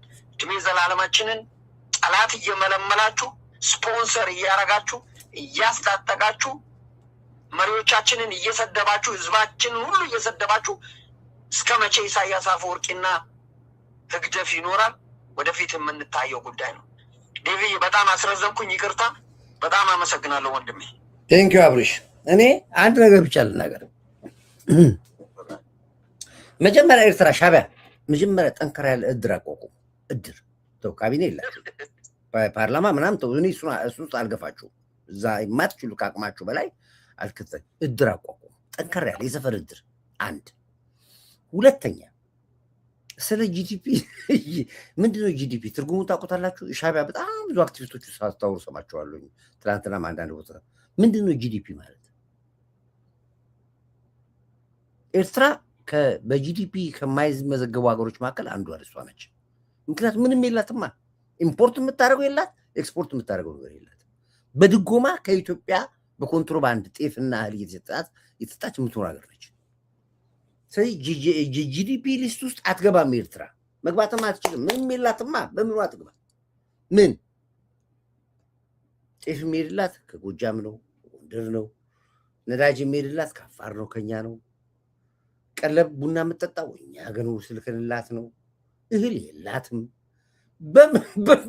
በምንድን ነው ሊስት ውስጥ ለመግባት ምን አቀረበች ትብል? እናቀረበች ትግባ። ምን የለሽም፣ የለሽም። ኤርቶ ይሱ ምንም ውስጥ አትገቡና ሊስት ውስጥ አትገቡም። ጂዲፒ ሊስት ውስጥ አትገቡም። የላችሁም። በአጠቃላይ አንዱ ወዳጄ ሲነግረኝ ምን አለ፣ ኤርትራ ውስጥ የታተመው ብር 1.5 ሚሊዮን ናቅፋ አሳተሙ። 1.5 ሚሊዮን ናቅፋ ነው ጠቅላላ ብሩ የታተመው። ብሩ በቃ ናቅፋ የተባለው ብር። ከዛ በላይ ለማሳተም ገንዘብ የላቸውም፣ አይችሉም። ማሳተም የላቸውም። ያችሁ ናቅፋ ነች እንዲህ የምትሽከረከረው ኤርትራ። ያችሁ ብቻዋን ያቺ 1.5 ሚሊዮን። እኔ ጠንከር ያለ ባለሀብት አንድ የኢትዮጵያ ባለሀብት ኤርትራ ማስተዳደር ይችላል። ምንም ነገር ሳይቸገር ያስተዳድራል ኤርትራ። እና እንደ ሀገር ራሳችሁ ትቆጥራላችሁ። መጀመሪያ ባለውለታችሁ ነው። እኛ 80% ኤርትራዊ ስደተኞችን እያበላን እያጠጣን እያስተማርን ያኖራችሁ እኛ ነን። አሁን እኮ ለአንድ ኤርትራዊ ከኤርትራ ተነስቶ ኢትዮጵያ ለመግባት 800 ሺህ ብር ነው የሚከፍለው፣ 700 ሺህ ብር ነው የሚከፍለው። ከኤርትራ ተነስተ ኢትዮጵያ መግባት ማለት እኮ ከገሃነም ወደ ገነት እንደገባ ነው የሚቆጠረው። ራሱ ይጠራል እንደዛ ነው። ከገሃነም ወደ ገነት ገባ ይባላል። ልጅ ኢትዮጵያ ገባ በአተለ ተገባ እኮ ለኢትዮጵያ ለአሁን ለደሴ ነው ያለው አሉ። በአተለ ገባ ነው ተብሎ ነው አዲስ አበባ ገባ። ቢንጎ ነው የሚባለው። ስለዚህ እናንተ ስለ ኢትዮጵያ ለማውራት ሞራል የላችሁ። አትችሉም። ማናችሁም ሻዕቢያ የምትባሉ ምንም ሞራል የላችሁ። እናበላችኋለን፣ እናጠጣችኋለን። በገዛ እጃችሁ ሬሳችሁ እንኳን ድሮ ለቀብር አዲስ አበባ የሚመጣው እንዳይገባ ተባለ፣ መንግስት ከለከለ። ማንኛውም ኤርትራዊ ሬሳ ወደ ኢትዮጵያ መጥቶ እንዳይቀበር ተባለ። እዛው አስመራ ትቀበራለህ፣ እዛው ወይ ደግሞ እዛው ባላችሁበት ቦታ እዛው አመዱንም ዋቴቨር የምትፈልጉትን አድርጉ። እሱን እንኳን አጣችሁት። ክርስትና ማንኛውም ኤርትራዊ ኢትዮጵያ ውስጥ ገብቶ ክርስትና እንዳይነሳ ታገደ። ሰርግ ማንኛውም ኤርትራዊ ኢትዮጵያ ውስጥ ሰርግ እንዳይደግስ ተደረገ። ይሄ ሁሉ ፊት ለፊት የምታዩት ነገር ነው ነገራችሁ። በምንድን ነው ይሄ የሆነው? በምንድን ነው ይሄ የሆነው? በራሳችሁ አፍ። ደግሞ እዚህ ውስጥ የከተቷቸው ደግሞ ኢትዮጵያ ውስጥ የሚኖሩት ቢሆኑ ጥሩ ነበር። ውጭ ያሉት አሜሪካ ሀገር ተቀምጠው ኤውሮፕ ተቀምጠው ነው እዚህ ውስጥ የከተቷቸው። ይኸው አሁን የቆቆሮ እየኖራችሁ ነው ያላችሁት። ቺቺኒያ ሊፈርስ ነው ዋናው መንደራችሁ፣ ዋናው ሊፈርስ ነው። አሁን የኮሪደር መንገዱ የሚጠርገው እናንተ ነው የሚጠርገው፣ ቺቺኒያ ነው የሚጠርገው። ካምፓስ ቦታው ራሱ የእናንተ ቦታ ነው። መንግስትም ያው በልማትም ይሁን በምንም በፖለቲካ ማለት ነው ብቻ ቺቺኒያ አሁን ወደ ልማት ይገባል፣ በኮሪደር መንገድ ይጠቃልላል። ሰው እንዴት የሚበላበትን ወንጭፍ ነው የሚባለው? ምን ይባላል? የበላበትን ወንጭፍ ሰባሪ ነው የሚባለው። ጻፉ እዚህ ጋር ወንጭፍ ሰባሪዎች ናቸው። ስለዚህ ምንም የሚያዝንላችሁ ሰው የለም ከዚህ በኋላ እናንተ። እኔ አላዝንም፣ ምክንያቱም አፋችሁ ነው። ሰራችሁ ሳትችሉ ስትቀሩ በአፍ መጣችሁ። ጭራሽ ትፎክራላችሁ። እንመጣለን፣ እናጠፋለን ኢትዮጵያን። ማን ስለሆናችሁ እናንተ ጠፋችሁ፣ አጠፋናችሁ እኮ። ስለዚህ እረፉ ነው የምላችሁ። እረፉ። ወንጭት ሰባሪ ፈረሰ። በቃ ነገርኳችሁ እኮ ነው። ዋናው መሸጋቸው ቦታ እዛ ነበር፣ ፈረሰ። ገና ነው። ፍየል ቤት አካባቢ አድማ አላችሁ፣ ጎፋ መብራት ኃይል አላችሁ፣ ብዙ ቦታ ነው ያላችሁት። ቦታ በሙሉ በጥናት ውስጥ ነው ያለው። በሙሉ ሆቴላችሁ፣ ስፔር ፓርታችሁ፣ ንግድ ቦታችሁ፣ የዘይት ካምፓኒያችሁ ጠቅላላ በመንግስት ጥናት ውስጥ ነው ያለው። ዝም ብትሉ ይሻላችኋል። ዝም ውጭ ያሉትንም ዝም በሏቸው። አለበለዚያ የምትከፍሉት ዋጋ ከባድ ነው የሚሆንባችሁ። እኔ የምነግራችሁ ይሄንን ያው መንግስትም ይሰድበኛል እኮ ለመረጃ ተሰጣሪ ይለኛል እኮ። ያው እኔ እንደው ሰዎች ናችሁ ብዬ ነው መረጃ መስጣችሁ። ዲቪ አዲስ አበባ አንድ ከተማ እና የአንድ ዓመት ባጀት ለኤርትራ 5 ዓመት ይሆናል። ኧረ ምን ተዋቅ አንድ ባላት ያስተዳድራችሁ ዲቪ ፊሽካዊ ነፋና አሰብ ገቢቱ። የአሰብ ጉዳይ አይቀሬ ነው። አሰብ ራሷ ሰው ጠራች። አሰብ ራሷ ከ1 ሚሊዮን ነዋሪ 10,000 ሰው እንኳን የለባትም። አሰብ 10,000 ሰው የለባትም። በሙሉ በሩ ተከፍቶ 3 ቤድሩም 4 ቤድሩም ምኑ በቃ ተከራይ። እንዲያውም ስለ ተከራይ ይከፍለዋል። አሰብ አረጅሽ። በቃ አሰብ ባዶ አደረጓት። ባዶ ወርቃውን አስቀሯት። አሰብ ስታሳዝን ያችን የመሰለች ሀገር ባላወኳት ነው ያልኩት እኔ። መርከቦቹን በሙሉ ግማሹን በስክራፕ ሸጠውታል፣ ግማሹን ኮንትሮባንድ ይነግዱበታል። ይህንን መርከብ ወልወል፣ ካራማራ፣ ነፃነት፣ አንድነት፣ ህብረት፣ ኢትዮጵያ ያን ሁሉ መርከቦች ሸጡ። ግማሹን ስክራፕ አድርገው በኪሎ ሸጡት፣ ግማሹ ኮንትሮባንድ ይነግዱበታል። 4ቱ መርከቦች በእንትና ስም ነው ያሉት አሉ። ማን የማን ይባል? የኤርትራው በየማነ ስም ነው አሉ ያሉ 4 መርከቦች የኢትዮጵያ። እሱ ነው ኮንትሮባንድ የሚሰራበት አሉ። ህዋቶችም አላቸው አሉ ድርሻ። የመን ላይ ያሉት ደግሞ የህዋቶች ናቸው አሉ። ዘረፉ። ምን ያደረጉ ነገር አለ?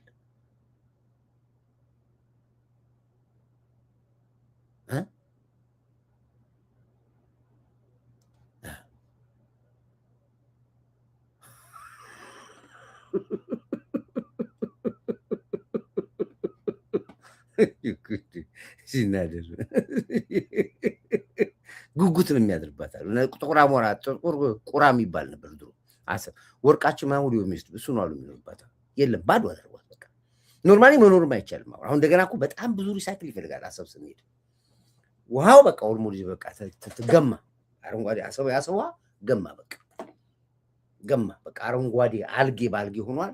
ራሱ እዛ መኖር ራሱ ሳይነሱ አስቡ ምኑ እሱ ራሱ ገና ስንት ስራ ይፈልጋል። አሁን ራሱ ስንት አወደሙት፣ አሰብ ገደሏት። ምክንያቱም ውሃ በተፈጥሮ ነግራቸዋለሁ፣ እንዲህ ካልተንቦጫቦጭ ጸጥ ብሎ ከተቀመጠ አልጌ ይፈጥራል፣ አረንጓዴ ይሆናል። እና ያ ደግሞ ሲቆይ ይገማል። አሰብ አሁን አይተው አይገባም፣ ይገማል እንዳለ። ሆን ብሎ ገደሏት አሰብ። ኢሳያስ አፈወርቂ ስለዚህ መጀመሪያ ገና በኬሚካል በሄሊኮፕተር ተረጭቶ ያ ውሃ ሁሉ አልጌ ሄዶ ልክ እንደ እምቦጭ ታስታውሳላችሁ?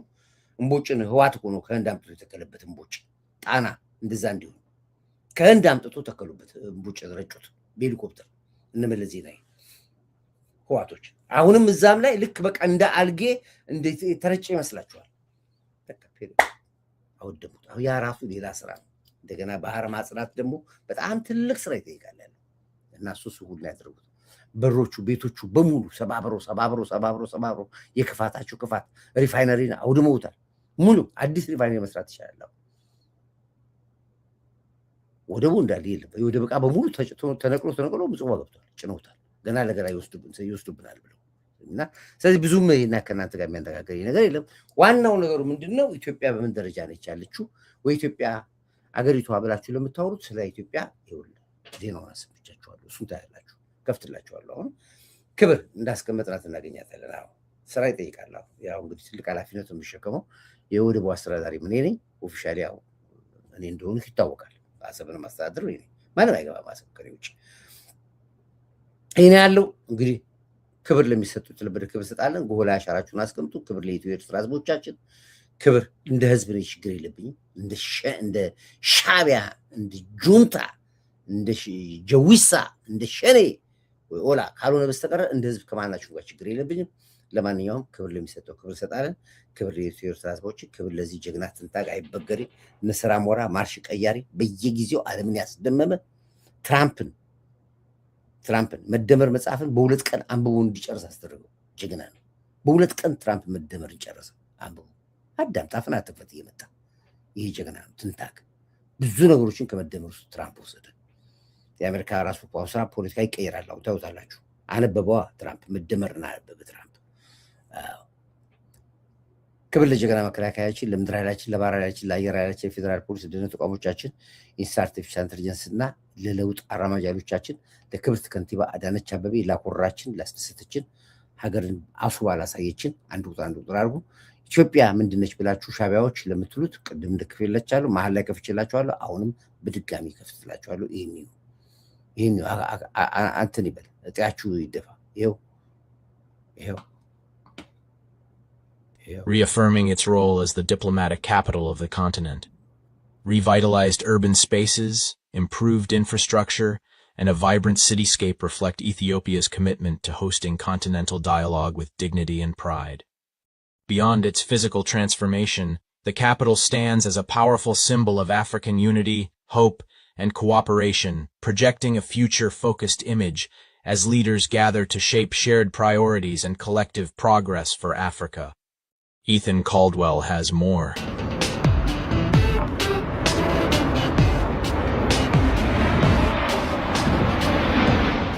Addis Ababa is shining with renewed beauty and confidence, welcoming African leaders with dignity and grandeur as it reinforces its status as the political and diplomatic heart of the continent.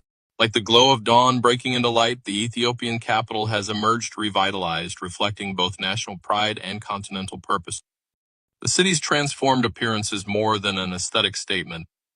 It is a powerful symbol of Addis Ababa's enduring role as a hub of African diplomacy, unity, and collective aspiration. We have seen the development that has been happening in Addis Ababa, and I would like to also take some of the things that we've learned from here back to my city. Okay. But I would like to say congratulations to the mayor and her people, the management, for developing the city so fast.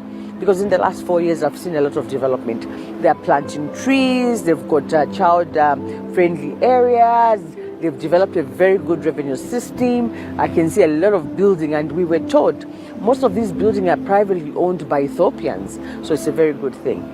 As the seat of the African Union and host to numerous international organizations, embassies, and multilateral institutions, Addis Ababa continues to serve as a central meeting point for dialogue, cooperation, and decision-making that shape Africa's future. Recent urban renewal efforts have enhanced the city's infrastructure, public spaces, and overall livability. Modern roads, green corridors, improved public facilities, and restored landmarks now complement Addis Ababa's historical and cultural heritage. These developments are designed to ensure the city meets the expectations of a growing diplomatic community while improving quality of life for residents. Officials say the city's transformation reflects Ethiopia's broader commitment to positioning Addis Ababa as a world-class diplomatic capital that represents not only the nation but the collective identity of Africa. The capital's welcoming atmosphere and renewed elegance are intended to create an environment conducive to constructive engagement among African leaders and international partners. Addis Ababa's role extends beyond hosting summits and high-level meetings. It stands as a symbol of African independence, solidarity, and hope, having been chosen decades ago as the home of the Organization of African Unity, now the African Union. That legacy continues to guide its mission today. As African leaders gather in the city, Addis Ababa presents itself with confidence, inviting dialogue, fostering unity, and projecting optimism. Through its evolving skyline and enduring diplomatic significance, the city embodies Africa's shared aspirations for peace, cooperation, and a brighter future. In renewed beauty and purpose, Addis Ababa once again invites the continent to reflect, unite, and look forward together.